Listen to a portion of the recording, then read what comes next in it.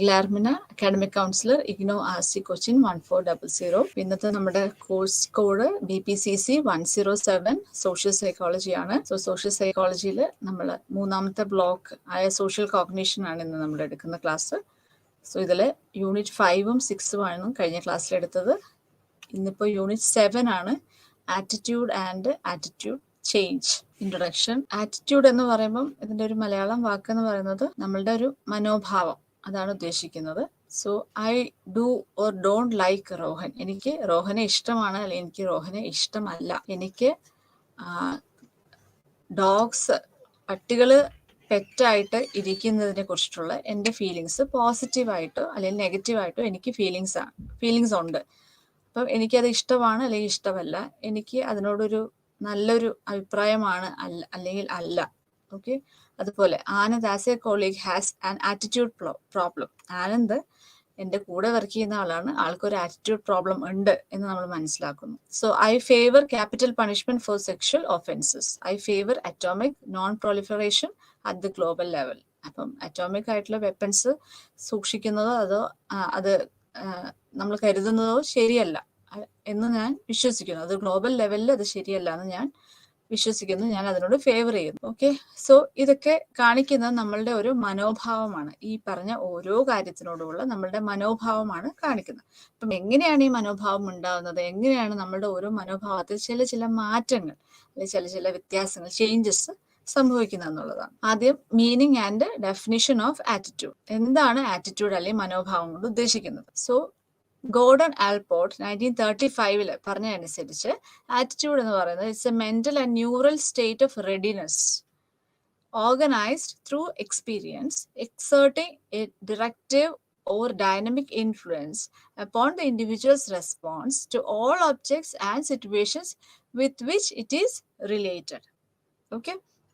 So attitude എന്ന് പറയുന്നത് ഇതിന്റെ പല പോർഷൻസ് ആയിട്ട് നമുക്ക് എടുക്കാം. So mental and neural state of readiness എന്ന് ഉദ്ദേശിക്കുന്നത് നമ്മളുടെ ആറ്റിറ്റ്യൂഡ് എന്ന് പറയുന്നത് തികച്ചും നമ്മളുടെ വ്യക്തിപരമായ ഒരു കാര്യമാണ്. So it's A personal affair ആണ്. അത് വേറൊരു വ്യക്തിക്ക് മെഷർ ചെയ്യാനോ അല്ലയോ ഡയറക്റ്റ് ആയിട്ട് ഒബ്സർവ് ചെയ്ത് കഴിഞ്ഞാൽ മനസ്സിലാക്കാനും ബുദ്ധിമുട്ടായിരിക്കും. So it cannot be observed or measured directly by other people. Okay. So അത് വളരെ നമ്മളുടെ തന്നെ ഒരു വ്യക്തിപരമായ ഒരു കാര്യമാണ്. നമുക്ക് എന്തിനോടെങ്കിലും ഒരു നല്ലത് അല്ലെങ്കിൽ മോശം എന്ന് പറയുന്ന ഒരു അഭിപ്രായം ഉണ്ടാവുക, അല്ലെങ്കിൽ അങ്ങനെ ഒരു മനോഭാവം ഉണ്ടാവുക എന്നുള്ളത്. അതാണ് ഒരു പോയിന്റ്. അടുത്തത് attitudes are acquired or organised through experience. നമ്മളുടെ ആറ്റിറ്റ്യൂഡ്, നമ്മുടെ ഏതിനെ കുറിച്ചുള്ള നമ്മളുടെ ആറ്റിറ്റ്യൂഡ്, അത് പോസിറ്റീവ് ആയിക്കോട്ടെ നെഗറ്റീവ് ആയിക്കോട്ടെ, ആ ആറ്റിറ്റ്യൂഡ് ഉണ്ടാവുന്നത് നമ്മളുടെ തന്നെ എക്സ്പീരിയൻസിൽ നിന്നാണ്. ഓക്കെ. അപ്പൊ ഈ എക്സ്പീരിയൻസ് എന്ന് പറയുമ്പോൾ എപ്പോഴും നമുക്ക് വേറെ ആളുകളുമായിട്ട് അല്ലെങ്കിൽ വേറെ ഇഷ്യൂസുമായിട്ട് അല്ലെങ്കിൽ വേറെ ഇവന്റ്സ് സിറ്റുവേഷൻസ് ആയിട്ട് കണക്റ്റഡ് ആണല്ലോ നമ്മുടെ എക്സ്പീരിയൻസ് ഇരിക്കുന്നത്. സോ ഈ എക്സ്പീരിയൻസ് നമ്മൾ എങ്ങനെ നമ്മളുടെ ഒരു ആറ്റിറ്റ്യൂഡിന്റെ ഒരു ഉത്ഭവം എന്ന് നമ്മൾ പറയുമ്പം അവിടെ നമ്മൾ ആയിട്ട് ബന്ധപ്പെട്ടിരിക്കുന്ന വേരിയസ് ഒരുപാട് ആളുകൾ, ഇഷ്യൂസ്, ഇവന്റ്സ്, സിറ്റുവേഷൻസ് ഇതിലെല്ലാം പെട്ടാണ് കിടക്കുന്നത്. സോ അപ്പൊ അതിൽ നമ്മളുടെ ഫാമിലീസിന്റെ ആറ്റിറ്റ്യൂഡ് ഇൻഫ്ലുവൻസ് ചെയ്യാം, അതുപോലെ നെയ്ബർഹുഡിന്റെ, പിയർ ഗ്രൂപ്പിന്റെ, വർക്ക് പ്ലേസിന്റെ, അതുപോലെ ലാർജർ സൊസൈറ്റിയുടെ. അപ്പം ഇവരുടെയൊക്കെ മനോഭാവം നമ്മളുടെ മനോഭാവത്തിനെ എഫക്ട് ചെയ്യാം എന്നുള്ളതാണ്. സോ ആറ്റിറ്റ്യൂഡ് എന്ന് പറയുന്ന സംഭവം അല്ലെങ്കിൽ ഈ ഒരു മനോഭാവം എന്ന് പറയുന്ന കാര്യത്തിന് നമ്മളുടെ എക്സ്പീരിയൻസിൽ നമ്മളുടെ ആ ഒരു ചുറ്റുപാടും എല്ലാം കണക്റ്റഡ് ആയിട്ട് വരുന്ന ഒരു കാര്യമായിട്ടാണ് മനസ്സിലാക്കേണ്ടത്. Attitude exerts a directive or dynamic influence upon the individual's response to all objects and situations with which it is related. അപ്പൊ നമ്മൾക്കൊരു മനോഭാവം ഉണ്ടെങ്കിൽ ആ മനോഭാവത്തിന് അനുസരിച്ചിട്ടായിരിക്കും നമുക്ക് ആ വ്യക്തിയോടോ അല്ലെങ്കിൽ ആ ഒരു സാഹചര്യത്തിനോടോ അല്ലെങ്കിൽ ആ ഒരു ഒബ്ജക്റ്റിനോടോ ഉള്ള ഒരു റെസ്പോൺസ് വരിക. അപ്പൊ എങ്ങനെയാണ് നമ്മളുടെ മനോഭാവം അതുമായിട്ട് റിലേറ്റ് ചെയ്തിട്ടാണ് നമ്മളുടെ ആ ഒരു റെസ്പോൺസ് വരിക എന്നുള്ളത് മനസ്സിലാക്കുക. Okay. So thus attitude are not merely feelings. അപ്പൊ നമ്മൾക്ക് എന്തിനെങ്കിലും കുറിച്ചുള്ള ഒരു ഫീലിങ്സോ അല്ലെങ്കിൽ ഒരു വിശ്വാസമോ ഒന്നുമല്ല, അതിൽ മാത്രം ഒതുങ്ങി നിൽക്കുന്നില്ല. അതിനനുസരിച്ച് നമ്മളുടെ ഫ്യൂച്ചർ റെസ്പോൺസ് അല്ലെങ്കിൽ ഫ്യൂച്ചർ ബിഹേവിയറിന് കൂടി ഇത് ഗൈഡ് ചെയ്യുന്നുണ്ട്. ഓക്കെ. സോ ആ ഡെഫിനിഷൻ നമ്മളൊന്ന് പഠിച്ചു വെക്കുക.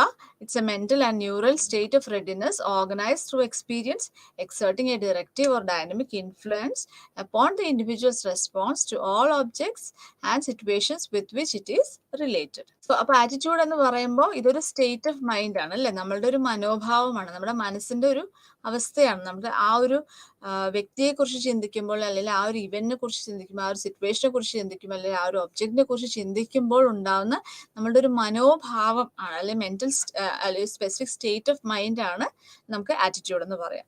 സോ ഇതിനകത്തൊരു എക്സാമ്പിൾ പറയുമ്പോൾ വിഡോ റീമാരേജ് എന്ന് പറയുമ്പോൾ അതിനെക്കുറിച്ചുള്ള എൻ്റെ ഒരു തോന്നൽ, അല്ലെങ്കിൽ എനിക്ക് അതിനെക്കുറിച്ചുള്ള എൻ്റെ ഒരു വിശ്വാസം, വിഡോ റീമാരേജ് നല്ലതാണോ മോശമാണോ എന്നുള്ള എൻ്റെ ഒരു വിശ്വാസം, ആ വിശ്വാസത്തിനനുസരിച്ചിട്ടാണ് നമ്മളുടെ റെസ്പോൺസസ്, അങ്ങനെ ഒരു സിറ്റുവേഷൻ വരുമ്പോൾ നമ്മുടെ റെസ്പോൺസസും കാര്യങ്ങളെല്ലാം വരുന്നത് എന്നാണ് പറയാം. So it refers to the individual specific state of mind. Okay, then structure of attitude. ആറ്റിറ്റ്യൂഡിന് പല കമ്പോണൻസ് ആണ്. അപ്പൊ ആദ്യത്തെ ഒരു ഇതിന്റെ ഒരു തുടക്കം, ജെനസിസ് ആ സമയത്ത് ആറ്റിറ്റ്യൂഡിനെ പറ്റി നമ്മൾ സംസാരിച്ചുകൊണ്ടിരിക്കുമ്പോൾ ആദ്യം നമുക്ക് ഇതൊരു വൺ ഡയമെൻഷൻ ആയിട്ടാണ് നമ്മൾ ആദ്യം മനസ്സിലാക്കിയത്. അതായത് ഒരു ഒബ്ജക്റ്റിനോടോ അല്ലെങ്കിൽ ഒരു സിറ്റുവേഷനോടോ അല്ലെങ്കിൽ ഒരു വ്യക്തിയോടോ നമുക്ക് തോന്നുന്ന ഒരു ഫേവറബിൾ ആയിട്ടോ അല്ലെങ്കിൽ അൺഫേവറബിൾ ആയിട്ടോ നമുക്ക് ആ രീതിയിൽ നമുക്ക് തോന്നുന്ന ഒരു റെസ്പോൺസ്, അല്ലെങ്കിൽ നമ്മൾ അതിനോടുള്ള നമ്മളുടെ ഒരു മനോഭാവം എന്നുള്ള രീതിയിൽ ഒറ്റൊരു ഡയമെൻഷൻ ആയിരുന്നു അതിന് വന്നിരുന്നത്. So it is A learned pre disposition. അതായത് നമ്മൾ പഠിച്ചെടുത്തതാണ്, അല്ലെ, നമ്മുടെ എക്സ്പീരിയൻസിൽ നിന്ന് നമ്മൾ പഠിച്ചെടുത്തതാണ് ആ ഒരു പെർട്ടിക്കുലർ ഒബ്ജക്റ്റിനോട് നമ്മൾ ഫേവർ ചെയ്യണോ അല്ലെങ്കിൽ അൺഫേവർ ചെയ്യണോ എന്നുള്ള ആ ഒരു സ്റ്റേറ്റിലേക്ക് നമ്മൾ എത്തുന്നത്. സോ അതായിരുന്നു വൺ ഡയമെൻഷണൽ കോൺസെപ്റ്റിൽ പറയുന്നത്. രണ്ടാമത്തേതിൽ 2 ഡയമെൻഷണൽ കോൺസെപ്റ്റ് വന്നു. അപ്പൊ 2 ഡയമെൻഷണൽ കോൺസെപ്റ്റിൽ പറയുന്നത് ആറ്റിറ്റ്യൂഡിന് 2 കമ്പോണൻസ് ആണ് ഉള്ളത്. ഒന്ന് എഫക്റ്റീവ് കമ്പോണന്റ്, 2 കോഗ്നിറ്റീവ് കമ്പോണന്റ്. അപ്പൊ കോഗ്നിറ്റീവ് കമ്പോണന്റ് ഉദ്ദേശിക്കുന്നത് നമ്മളുടെ ഒരു ബിലീഫ്, അല്ലെങ്കിൽ നമ്മളുടെ ഒരു വിശ്വാസം എന്താണ് അതുമായിട്ട് കണക്ട് ചെയ്തിട്ടാണ് കോഗ്നിറ്റീവ് കമ്പോണന്റ് വരുന്നത്. അപ്പൊ ഈ വിശ്വാസം എന്താണോ അതാണ് കോഗ്നിറ്റീവ് കമ്പോണന്റ് എന്ന് പറയുന്നത്, അല്ലെങ്കിൽ ഒപ്പീനിയൻ അല്ലെങ്കിൽ ബിലീഫ് എന്ന് പറയുന്നത്. അതിനകത്ത് എഫക്റ്റീവ് കമ്പോണന്റ് എന്ന് പറയുന്നത് ഈ ഒരു വിശ്വാസം അനുസരിച്ചിട്ട് എനിക്ക് അതിനോട് ഒരു ആയിട്ടുള്ള ഒരു ഫീലിംഗ് ആണോ അതോ എഗെയിൻസ്റ്റ് ആയിട്ടുള്ള ഒരു ഫീലിംഗ് ആണോ.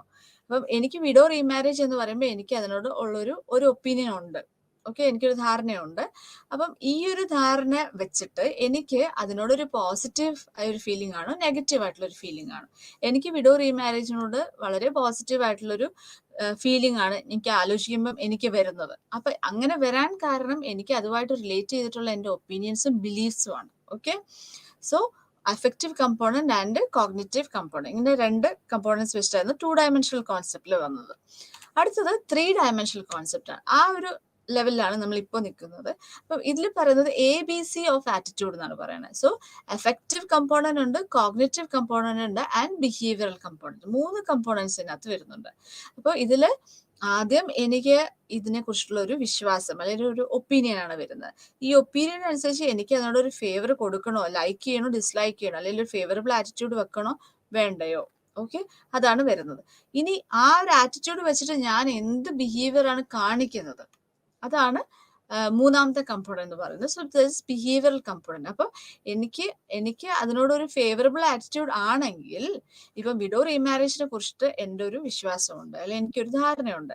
ആ ധാരണ അനുസരിച്ച് ഞാൻ അതിനോട് യോജിക്കുന്നു അല്ലെങ്കിൽ വിയോജിക്കുന്നു.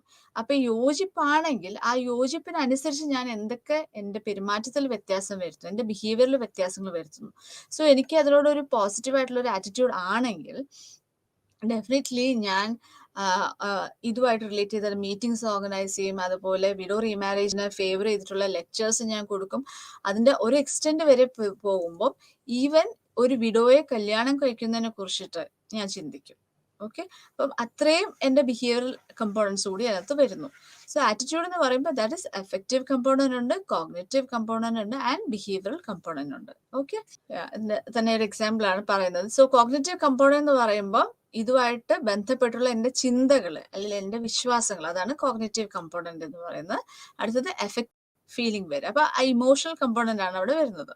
അപ്പൊ ലൈക്ക് ചെയ്യണോ ഡിസ്ലൈക്ക് ചെയ്യണോ എന്നുള്ളത്. ദെൻ അതിനനുസരിച്ച് എൻ്റെ ബിഹേവിയറൽ കമ്പോണന്റ്. അപ്പോൾ ആ ഒരു സ്പെസിഫിക് ആറ്റിറ്റ്യൂഡിനനുസരിച്ചിട്ട് ഞാൻ എന്തൊക്കെ എൻ്റെ ബിഹേവിയറിൽ ചേഞ്ചസ് വരുത്തുന്നുണ്ട്, അല്ലെങ്കിൽ അതിനോട് കൺസിസ്റ്റന്റ് ആയിട്ട് നിൽക്കാൻ ഞാൻ എന്തൊക്കെ എൻ്റെ ബിഹേവിയറിൽ മാറ്റങ്ങൾ വരുത്തുന്നുണ്ട് എന്നുള്ളതാണ് ബിഹേവിയറൽ കമ്പോണന്റ് വരുന്നത്. അപ്പം ഈ 3 കമ്പോണൻസ് നമുക്കറിയാം, cognitive component, affective component, behavioural component. 3ഉം ഡിസ്റ്റിങ്ക്റ്റ് ആയിട്ടുള്ള പ്രോസസ്സ് ആണെങ്കിലും നമുക്കറിയാം ഇത് ഫംഗ്ഷൻ ചെയ്യുമ്പോൾ എന്താ ഒരു ഇന്റഗ്രേറ്റഡ് ലെവലിലായിരിക്കും ഇത് ഫംഗ്ഷൻ ചെയ്യുക. അപ്പം എൻ്റെ ചിന്തയ്ക്ക് അനുസരിച്ചിട്ട് എനിക്ക് അതിനോട് ലൈക്കോ ഡിസ്ലൈക്കോ വരുന്നു, അതിനനുസരിച്ച് എൻ്റെ ബിഹേവിയറിൽ വ്യത്യാസം വരുന്നു. അപ്പൊ എനിക്ക് ഡിസ്ലൈക്ക് അല്ലെങ്കിൽ എനിക്ക് ഡിസ്ലൈക്ക് ആണ് എനിക്ക് അതിനോടുള്ളത്, അല്ലെങ്കിൽ ഒരു അൺഫേവറബിൾ ആയിട്ടുള്ള ആറ്റിറ്റ്യൂഡ് ആണെങ്കിൽ ഞാൻ അതിനോട് കൺസിസ്റ്റന്റ് ആയിട്ടുള്ള ഒരു ബിഹേവിയർ ആയിരിക്കും കാണിക്കുക. ഇങ്ങനെ കാണിച്ചില്ലെങ്കിൽ നമുക്ക് ഒരു ഇൻകോൺഗ്രുവൻസ് വരാനുള്ള ഒരു ചാൻസും ഉണ്ട്. Okay, so if a person has a negative attitude towards polythene bags, he or she will search for information supporting his view that polythene bags are dangerous to the environment. അപ്പോൾ അത് റിലേറ്റ് ചെയ്ത് നമ്മളുടെ ഏതാണോ നമ്മളുടെ attitude അതിനോട് consistent ആയിട്ടുള്ള informations നമ്മൾ collect ചെയ്യുന്നു. And he or she will dislike the consumer goods that are packed in the polythene bags. അപ്പോൾ പോളിത്തീൻ ബാഗ്സ് ഇഷ്ടമല്ല, അപ്പോൾ അതിനോട് യോജിക്കുന്ന രീതിയിലുള്ള ഇൻഫർമേഷൻസ് ഞാൻ കളക്ട് ചെയ്യുന്നു. അത് ഡേഞ്ചറസ് ആണ്, എൻവയോൺമെന്റിന് ഡേഞ്ചറസ് ആണെന്നുള്ള ഇൻഫർമേഷൻസ് ഞാൻ കളക്ട് ചെയ്യുന്നു. അതുപോലെ സാധനങ്ങൾ വാങ്ങിക്കുമ്പോൾ പോളിത്തീൻ ബാഗ്സിൽ വാങ്ങിക്കാതിരിക്കാൻ ഞാൻ ശ്രദ്ധിക്കുന്നു, എനിക്ക് താല്പര്യമില്ല. അതുപോലെ അതിൻ്റെ ഒരു ഫർദർ സ്റ്റെപ്പ്, ഞാൻ പോളിത്തീൻ ബാഗ്സ് ഉപയോഗിക്കുന്നത് പൂർണ്ണമായിട്ടും വേണ്ടെന്ന് വെക്കുകയാണ് ചെയ്യുന്നത്. സോ അതാണ് ബിഹേവിയറൽ കമ്പോണന്റ് എന്ന് പറയുന്നത്. അപ്പം ഇതെല്ലാം ഒരു ഇന്റഗ്രേറ്റഡ് പ്രോസസ് ആയിട്ട് വേണം നമ്മൾ മനസ്സിലാക്കാൻ. ദെൻ അടുത്തത് ടൈപ്സ് ഓഫ് ആറ്റിറ്റ്യൂഡ്. നമുക്ക് ബേസിക്കലി പറയുമ്പോൾ 2 ടൈപ്സ് ആണ് ആറ്റിറ്റ്യൂഡിലുള്ളത്. ഒന്ന് എക്സ്പ്ലിസിറ്റ് ആറ്റിറ്റ്യൂഡ്, ദെൻ അടുത്തത് ഇംപ്ലിസിറ്റ് ആറ്റിറ്റ്യൂഡ്. സോ എക്സ്പ്ലിസിറ്റ് എന്ന് പറയുമ്പോൾ തന്നെ നമുക്കറിയാം അത് പുറമേക്ക് നമുക്ക് കാണാൻ സാധിക്കും. ഓക്കെ, നമുക്ക് അതിന്റെ ഒരു എക്സ്പ്ലനേഷൻ കൊടുക്കാനും സാധിക്കും. അതെന്താണ് നമ്മളത് കോൺഷ്യസ്ലി നമുക്ക് അറിയാൻ പറ്റുന്ന ഒരു അവസ്ഥയാണ്.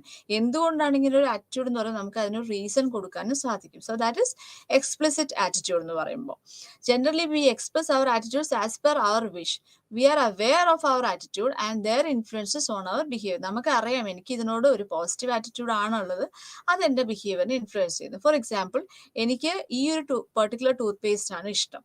ഓക്കെ, അപ്പം അതിനോട് എനിക്കൊരു ഫേവറബിൾ ആറ്റിറ്റ്യൂഡ് ഉണ്ട്. ഡെഫിനറ്റ്ലി ഞാൻ കടയിൽ പോയി, ഞാൻ മാർക്കറ്റിൽ പോകുമ്പോൾ ഞാൻ ആ ഒരു ടൂത്ത് പേസ്റ്റിന് കൂടുതൽ ഞാൻ പ്രിഫർ ചെയ്യും. അപ്പൊ ചോദിച്ചു കഴിഞ്ഞാൽ ആരെങ്കിലും നമ്മുടെ അടുത്ത് ചോദിച്ചാൽ എനിക്ക് ഇതിനോടൊരു ഫേവറബിൾ ആയിട്ടുള്ള ഒരു ആറ്റിറ്റ്യൂഡ് ഉണ്ട്, അല്ലെങ്കിൽ എനിക്കിത് ഇഷ്ടമാണ്, അതുകൊണ്ട് ഞാൻ ഈ ഒരു ടൂത്ത് പേസ്റ്റ് തന്നെയാണ് ഉപയോഗിക്കുന്നത്. സോ അതാണ് എക്സ്പ്ലിസിറ്റ്. നമുക്ക് കാണാൻ സാധിക്കുന്നു, മറ്റുള്ളവർക്കും അത് എവിഡന്റ് ആയിട്ട് മനസ്സിലാവുന്നു, അതിന്റെ റീസൺസ് നമുക്ക് ബോധ്യപ്പെടുത്താൻ സാധിക്കുന്നു എന്നുള്ളതാണ് എക്സ്പ്ലിസിറ്റ് ആറ്റിറ്റ്യൂഡ് എന്ന് പറയുന്നത്. അടുത്തത് ഇംപ്ലിസിറ്റ് ആറ്റിറ്റ്യൂഡ്. ഇംപ്ലിസിറ്റ് എന്ന് പറയുമ്പോൾ ദാറ്റ് ഈസ് അൺകോൺഷ്യസ് ലെവലിലാണ് ഇത് ഫംഗ്ഷൻ ചെയ്യുന്നത്. അപ്പോൾ ഇത് എന്തുകൊണ്ടാണ് ഇങ്ങനെ ചോദിച്ചാൽ നമുക്ക് പെട്ടെന്ന് അറിയാൻ പറ്റുന്നത്, ബിക്കോസ് അത് നമ്മളുടെ ഒരു ലെവൽ ഓഫ് അവയർനെസ്സിന് താഴെയായിട്ടാണ് നിൽക്കുന്നതെന്നാണ് മനസ്സിലാക്കേണ്ടത്. സോ ഇപ്പം ഫോർ എക്സാമ്പിൾ പറയുകയാണെങ്കിൽ, ഇപ്പൊ ഒരു കുട്ടി, ആ കുഞ്ഞിന് ഇൻസെക്ട്സിനോട് താല്പര്യമില്ല, അല്ലെങ്കിൽ ഇൻസെക്ട്സ് അത് എപ്പോഴെങ്കിലും ചെറുപ്പത്തിൽ അതിനെ കടിക്കുകയോ അല്ലെങ്കിൽ അതിന് എപ്പോഴെങ്കിലും ഒരു പേടി ഉണ്ടാവോ ഒക്കെ ചെയ്തിട്ടുണ്ടെങ്കിൽ ആ ഒരു ആറ്റിറ്റ്യൂഡ് അത് ഇൻവോളണ്ടറി ആയിട്ട് ഈവൻ അഡൽട്ട് ആവുന്ന സ്റ്റേജിലും അഡൽട്ട് ആയിരിക്കുന്ന സ്റ്റേജിലും അതിനോട് ഒരു ഇൻവോളണ്ടറി ഒരു നെഗറ്റീവ് ആറ്റിറ്റ്യൂഡ് അത് ഉണ്ടാവുന്നു. അപ്പോൾ പിന്നീട് പക്ഷെ നമ്മൾ ചോദിച്ചു കഴിഞ്ഞാൽ പറയും ഇല്ല, അങ്ങനെ ഇല്ല എന്ന് പറയും. ബിക്കോസ് അതൊരു കോൺഷ്യസ് ലെവലിലല്ല ആ ഒരു അവയർനെസ് ഇരിക്കുന്നത്. എനിക്ക് അതിനോട് താല്പര്യമില്ല, അല്ലെങ്കിൽ എനിക്ക് അതിന് പേടിയാണ്, എനിക്ക് അതിനോടൊരു ഡിസ്ലൈക്ക് ഉണ്ട് എന്നുള്ളൊരു കോൺഷ്യസ് അവയർനെസ് നമുക്ക് അതിനകത്ത് ഇല്ല. ഓക്കെ, സോ അതുപോലെ ഇപ്പോൾ വേറെ എക്സാമ്പിൾ പറയുമ്പോൾ മെന്നും വിമനും രണ്ടുപേരും ബിസിനസ്സിൽ എന്താ നല്ലതല്ല അല്ലെങ്കിൽ മോശമാണോ, രണ്ടുപേരും നല്ലതാണ് ബിസിനസ്സിൽ എന്ന് പറയുകയും ചെയ്യുമ്പോഴും നമ്മൾ കൂടുതലും അസോസിയേറ്റ് ചെയ്യുന്നത് മെന്നിന്റെ അടുത്താണ്. ബിസിനസ്സുമായിട്ട് ബിസിനസ് ഡീൽസ് ഒക്കെ വരുമ്പോൾ നമ്മൾ കൂടുതലും അസോസിയേറ്റ് ചെയ്യുന്നത് മെന്നിന്റെ അടുത്താണ്. പക്ഷേ നമ്മളടുത്ത് ചോദിക്കുമ്പോൾ നമ്മൾ അതിനകത്ത് ഒരു കോൺഷ്യസ് അവയർനെസ് നമുക്ക് അതിനകത്ത് ഇല്ല എന്നുള്ളതാണ്. ഓക്കെ, സോ അതാണ് ഇംപ്ലിസിറ്റ് ആൻഡ് എക്സ്പ്ലിസിറ്റ് ആറ്റിറ്റ്യൂഡ് എന്ന് പറയുമ്പോൾ. സോ അടുത്തത് ഫങ്ഷൻസ് ഓഫ് ആറ്റിറ്റ്യൂഡ് ആണ്. സോ നമ്മൾ പറഞ്ഞ ആദ്യം ആറ്റിറ്റ്യൂഡിന്റെ ഒരു ഡെഫിനിഷൻ പറഞ്ഞു, അതിന്റെ ഒരു മീനിങ് നമ്മൾ മനസ്സിലാക്കി, ദെൻ ടൈപ്സ് ഓഫ് ആറ്റിറ്റ്യൂഡ് നമ്മൾ മനസ്സിലാക്കി, അതിന് മുന്നേ കമ്പോണൻസ് ഓഫ് ആറ്റിറ്റ്യൂഡ് മനസ്സിലാക്കി. ഓക്കെ, അടുത്തത് ഫങ്ഷൻസ് ഓഫ് ആറ്റിറ്റ്യൂഡ് ആണ്. സോ എന്തൊക്കെയാണ് ആറ്റിറ്റ്യൂഡിന്റെ മെയിൻ ഫങ്ഷൻസ് എന്നുള്ളത്? ഒന്ന് അഡാപ്റ്റീവ് ആൻഡ് ഇൻസ്ട്രുമെന്റൽ ഫങ്ഷൻ ആണ്. സോ നമ്മൾക്ക് എന്തിനോടെങ്കിലും ഒരു ഫേവറബിൾ ആറ്റിറ്റ്യൂഡ് ഉണ്ടെങ്കിൽ അതെങ്ങനെയാണ് അത് ഡെവലപ്പ് ചെയ്യുന്നത് എന്നുള്ളത്, അതിനോട് കാരണം വെക്കുന്നത് നമ്മൾക്ക് അത് ഉള്ളപ്പോൾ നമുക്കൊരു ഫേവറബിൾ ആയിട്ടുള്ള ഒരു സിറ്റുവേഷൻ ഉണ്ടാവുന്നു, അതില്ലാതാവുമ്പോൾ നമുക്കൊരു ബുദ്ധിമുട്ടും ഉണ്ടാവുന്നു. ഫോർ എക്സാമ്പിൾ, ഇപ്പൊ ഒരു കുട്ടിക്ക് സ്കൂൾ ഡിസിപ്ലിനോട് ഒരു പോസിറ്റീവ് ആറ്റിറ്റ്യൂഡ് വരുന്നത് എങ്ങനെയാന്ന് വെച്ചാൽ, നമ്മൾ ആ ഒരു ഡിസിപ്ലിൻ അനുസരിച്ചിട്ട് ആ കുട്ടി പെരുമാറുമ്പം അതിന് അവക്ക് അല്ലെങ്കിൽ അവന് ഒരു റിവാർഡ് കിട്ടുന്നു. ആ ഡിസിപ്ലിനിൽ നിന്ന് മാറിക്കഴിയുമ്പം ആ കുട്ടിക്ക് ഒരു പണിഷ്മെന്റ് വരുന്നു അവിടെ, അല്ലെങ്കിൽ ഒരു നെഗറ്റീവ് റീഇൻഫോഴ്സ്മെന്റ് വരുന്നു. ഓക്കെ, അങ്ങനെയാണ് ഈ കുട്ടിക്ക് ഒരു സ്കൂൾ ഡിസിപ്ലിനോട് ഒരു ഫേവറബിൾ അല്ലെങ്കിൽ ഒരു പോസിറ്റീവ് ആറ്റിറ്റ്യൂഡ് ഡെവലപ്പ് ചെയ്യുന്നത്. സോ അപ്പൊ അത് ഒരു അഡാപ്റ്റീവ് ഫങ്ഷനിങ് അവിടെ വരുന്നുണ്ട്. അതുപോലെ ഇൻസ്ട്രുമെന്റൽ എന്ന് പറയുമ്പോൾ it's based on reward and punishment. അതാണ് അഡാപ്റ്റീവ് ആൻഡ് ഇൻസ്ട്രുമെന്റൽ ഫംഗ്ഷൻ എന്ന് പറയാം. അപ്പം എനിക്ക് എന്തുകൊണ്ട് ഒരു സ്കൂൾ ഡിസിപ്ലിൻ വേണം, അല്ലെങ്കിൽ എനിക്ക് അതിനോടൊരു പോസിറ്റീവ് ആറ്റിറ്റ്യൂഡ് എങ്ങനെ ഡെവലപ്പ് ചെയ്തു എന്ന് ചോദിക്കുമ്പോൾ, ചെറുപ്പത്തിലെ ഞാൻ ആ ഒരു ഡിസിപ്ലിനോട് കൂടി ഇരിക്കുന്ന അവസ്ഥയിൽ എനിക്ക് റിവാർഡ് കിട്ടിയിരുന്നു. അതുപോലെ ഡിസിപ്ലിൻ എവിടെയെങ്കിലും എനിക്കൊരു പാളിച്ച വന്നാൽ എനിക്ക് അതിനൊരു പണിഷ്മെന്റ് അല്ലെങ്കിൽ നെഗറ്റീവ് റീഇൻഫോഴ്സ്മെന്റ് കിട്ടിയിരുന്നു. അങ്ങനെയാണ് ഞാൻ ആ ഒരു positive attitude towards school discipline develop ചെയ്തെന്നുള്ളത്. So that is adaptive and instrumental function. അടുത്തത് നോളജ് ഫംഗ്ഷൻ. നോളജ് ഫംഗ്ഷൻ എന്ന് ഉദ്ദേശിക്കുന്നത് നമ്മൾക്ക് attitude about the object category provides us with a meaning to the social world. നമുക്ക് social വേൾഡിനെ കുറിച്ച് എന്തിനെ കുറിച്ചിട്ടും ഒരു മീനിങ് കിട്ടുന്നതിൽ ആറ്റിറ്റ്യൂഡിന് വലിയൊരു പങ്ക് ഉണ്ടെന്നാണ് പറയുക. അപ്പൊ നമുക്ക് സ്റ്റീരിയോടൈപ്പിക്കൽ ആയിട്ടുള്ള ഒരു ബിലീഫ്സ് അല്ലെങ്കിൽ ഒരു strong prejudice towards A particular racial group, അപ്പൊ ഇതൊക്കെ അപ്പൊ ആ ഒരു നോളജിനെ ബേസ് ചെയ്തിട്ടാണ്. അപ്പൊ നമ്മൾക്ക് അവര് ഇന്ന ഒരു കാറ്റഗറിയിലുള്ള ആൾക്കാർ ഈ രീതിയിലാണ് ബിഹേവ് ചെയ്യുക, അല്ലെങ്കിൽ ഈ രീതിയിലാണ് ചിന്തിക്കുക എന്നുള്ളൊരു നമ്മുടെ ഒരു മുൻവിധി എന്ന് പറയുന്നത്. സോ ഈ മുൻവിധി എന്ന് പറയുന്നത് അതും ഒരു നോളജ് ലെവലിൽ നമ്മൾ മനസ്സിലാക്കുകയാണ് ചെയ്യുന്നത്. Okay, so attitude function as simplified categories for various social stimuli like people, even situations, which further help us to understand and explain the complex social world എന്നുള്ളത്. അടുത്തത് ഈഗോ ഡിഫെൻസീവ് ഫംഗ്ഷൻ. സോ എപ്പോഴും നമ്മളുടെ self എസ്റ്റീമിനെ അല്ലെങ്കിൽ നമ്മളുടെ existing ആറ്റിറ്റ്യൂഡിനെ favour ചെയ്യുന്ന രീതിയിലുള്ള attitudes ആണ് നമ്മൾ എപ്പോഴും കൊണ്ടു നടക്കുക. അപ്പം അല്ല എങ്കിൽ നമുക്കൊരു ഗിൽറ്റ് ഫീലിംഗ് അവിടെ വരുന്നു. അപ്പം എപ്പോഴും നമ്മളുടെ ഒരു സൈക്കോ അനലിറ്റിക്കൽ പ്രിൻസിപ്പിൾസ് അനുസരിച്ച് നമ്മൾ ഡിനയൽ ആയിക്കോട്ടെ, റിപ്രഷൻ, പ്രൊജക്ഷൻ, ദെൻ റാഷണലൈസേഷൻ, ഇതെല്ലാം ഈഗോ ഡിഫെൻസ് മെക്കാനിസം ആണ്. ഇതെല്ലാം നമ്മളുടെ സെൽഫ് എസ്റ്റീം അല്ലെങ്കിൽ നമ്മുടെ സെൽഫ് ഇമേജിനെ പ്രൊട്ടക്ട് ചെയ്യാൻ വേണ്ടിയിട്ട് നമ്മൾ ഹോൾഡ് ചെയ്യുന്നതാണ്. സോ അത്തരത്തിലുള്ള ഫങ്ഷൻസും ആറ്റിറ്റ്യൂഡിനുണ്ടെന്നാണ് നമ്മൾ മനസ്സിലാക്കേണ്ടത്. For example, a player may protect his ego being hurt by his defeat in an inter school badminton match by developing a negative attitude towards match referee. അപ്പം referee ശരിയല്ല എന്ന് പറഞ്ഞിട്ട് ഞാൻ ആ രീതിയിൽ ആ റെഫറിയോടുള്ള എൻ്റെ ഒരു നെഗറ്റീവ് ആറ്റിറ്റ്യൂഡ് ഞാൻ ഡെവലപ്പ് ചെയ്യാണ്. എന്തിനു വേണ്ടിയിട്ടാണ്? എൻ്റെ പ്ലേ അവിടെ നന്നായില്ല എന്ന് മറ്റുള്ളവർ അറിഞ്ഞാൽ എൻ്റെ ഒരു സെൽഫ് ഇമേജിനെ അത് ബാധിക്കും. അപ്പം നമ്മൾ ഈസി ആയിട്ട് നമ്മളപ്പോൾ ഒരു എന്താണ് ഒരു സബ്ലിമേഷൻ ലെവലിൽ നമ്മൾ അതിനെ കണ്ട് നമ്മളുടെ ഈഗോനെ നമ്മൾ പ്രൊട്ടക്ട് ചെയ്യാണ് ചെയ്യുന്നത്. So that is ego defensive function. അടുത്തത് സെൽഫ് എക്സ്പ്രസീവ് ഫംഗ്ഷൻ. നമ്മളുടെ ആറ്റിറ്റ്യൂഡിലൂടെ അല്ലെങ്കിൽ നമ്മുടെ ബിഹേവിയറിലൂടെ നമ്മളുടെ ആറ്റിറ്റ്യൂഡിനെ നമ്മൾ എക്സ്പ്രസ് ചെയ്യുകയാണ്. അപ്പൊ നമ്മളുടെ സെൽഫിനെ തന്നെയാണ് നമ്മൾ ഈ ആറ്റിറ്റ്യൂഡിലൂടെ നമ്മൾ എക്സ്പ്രസ് ചെയ്യുന്നതെന്ന് മനസ്സിലാക്കുക. So attitudes are means to define, maintain and enhance the self-worth. Many attitudes express the basic values of the attitude holder. അപ്പം ഒരു ആറ്റിറ്റ്യൂഡ് ഹോൾഡറിന്റെ ഈ ഒരു പെർട്ടിക്കുലർ ആറ്റിറ്റ്യൂഡ് ആണ് ആ വ്യക്തിക്ക് ഉള്ളത് എന്ന് നമ്മൾ പറയുമ്പോൾ ആ വ്യക്തിയെ കൂടി നമ്മൾ മനസ്സിലാക്കുകയാണ് ഇതുവഴി. So it's A part of self expression. Okay, so ഇത്രയാണ് മെയിൻ ഫങ്ഷൻസ് എന്ന് പറയുന്നത്. ഒന്ന് adaptive and instrumental function, then knowledge function, ego defensive function and self expressive function. എങ്ങനെയാണ് ഈ ആറ്റിറ്റ്യൂഡ് ഫോം ചെയ്യുന്നത് അല്ലെങ്കിൽ ഡെവലപ്പ് ചെയ്യുന്നത് എന്നുള്ളതാണ് ഇനി അടുത്ത ഒരു സെക്ഷനിൽ വരുന്നത്. സോ ഫോർമേഷൻ ഓഫ് ആറ്റിറ്റ്യൂഡ് എന്ന് പറയുമ്പോൾ നമുക്കറിയാം, വെറുതെ ഒരു ആറ്റിറ്റ്യൂഡ് ഒരിക്കലും ഡെവലപ്പ് ചെയ്യില്ല. ഓൾ ഓഫ് എ സഡൻ നമുക്ക് ഒരിക്കലും ഒരു ഫേവറബിൾ ആയിട്ടുള്ള അൺഫേവറബിൾ ആയിട്ടുള്ള ഒരു ആറ്റിറ്റ്യൂഡ് വരില്ല. അതിന് പിറകിലായിട്ട് നമ്മളുടെ പല എക്സ്പീരിയൻസസ്, നമ്മളുടെ നോളജ് ഷെയറിങ്, നമ്മളുടെ ഈഗോ, ഇങ്ങനെ പലതും വർക്ക് ചെയ്തിട്ടാണ് ഒടുവിൽ നമ്മൾ ആ ഒരു ആറ്റിറ്റ്യൂഡ് ഡെവലപ്പ് ചെയ്യുന്നത്. സോ അതിൽ ഫസ്റ്റ് വരുന്ന ഒരു റീസൺ എന്ന് പറയുമ്പോൾ മിയർ എക്സ്പോഷർ. കോൺസ്റ്റന്റ് ആയിട്ട് അല്ലെങ്കിൽ നമ്മൾ എപ്പോഴും നമ്മൾ ഈ ഒരു വ്യക്തിയുമായിട്ട് ഒരു കോണ്ടാക്ട് വരുന്നു. ഓക്കെ, അല്ലെ ഈ ഒരു പെർട്ടിക്കുലർ ഒബ്ജക്റ്റിനെ നമ്മൾ എന്നും കാണുന്നു, അല്ലെങ്കിൽ ഈ ഒരു പെർട്ടിക്കുലർ ഫുഡ് ആണ് ഇവിടെ കൂടുതലും കിട്ടുന്നത്. സോ അതുപോലെ ഫോട്ടോഗ്രാഫ്സ്, വേർഡ്സ്, അഡ്വർടൈസിങ് സ്ലോഗൻസ്, ഇതെല്ലാം നമ്മളുടെ ഒരു മിയർ എക്സ്പോഷർ ആണ് അവിടെ സംഭവിക്കുന്നത്. അപ്പൊ ആ ഒരു മിയർ എക്സ്പോഷറിൽ നിന്ന് നമ്മൾക്കൊരു പോസിറ്റീവ് ഫീലിംഗ് ഉണ്ടാവുകയാണ്. സോ ഫെമിലിയർ ആയിട്ടുള്ള ഫേസസ്, ഐഡിയാസ്, സ്ലോഗൻസ്, ഇതെല്ലാം നമ്മൾക്ക് കംഫർട്ടബിൾ ആയിട്ടുള്ള ഓൾഡ് ഫ്രണ്ട്സ് ആയി മാറുന്ന ഒരു അവസ്ഥയാണ് നമ്മൾ മിയർ എക്സ്പോഷർ എന്ന് പറയുന്നത്. സോ നമുക്ക് ഒരു പരിചയമില്ലാത്ത ഒരു ആളോടും നമുക്ക് കുറച്ച് ഇടയ്ക്ക് വല്ലപ്പോഴും കാണുന്ന ഒരാളോടും രണ്ടുപേരും നമ്മൾ നോക്കുമ്പോൾ ആരോടാണ് നമുക്കൊരു ഫേവറബിൾ ആറ്റിറ്റ്യൂഡ് ഉണ്ടാവുക എന്നുള്ളതാണ്. ഇതാണ് മിയർ എക്സ്പോഷർ കൊണ്ട് ഉദ്ദേശിക്കുന്നത്.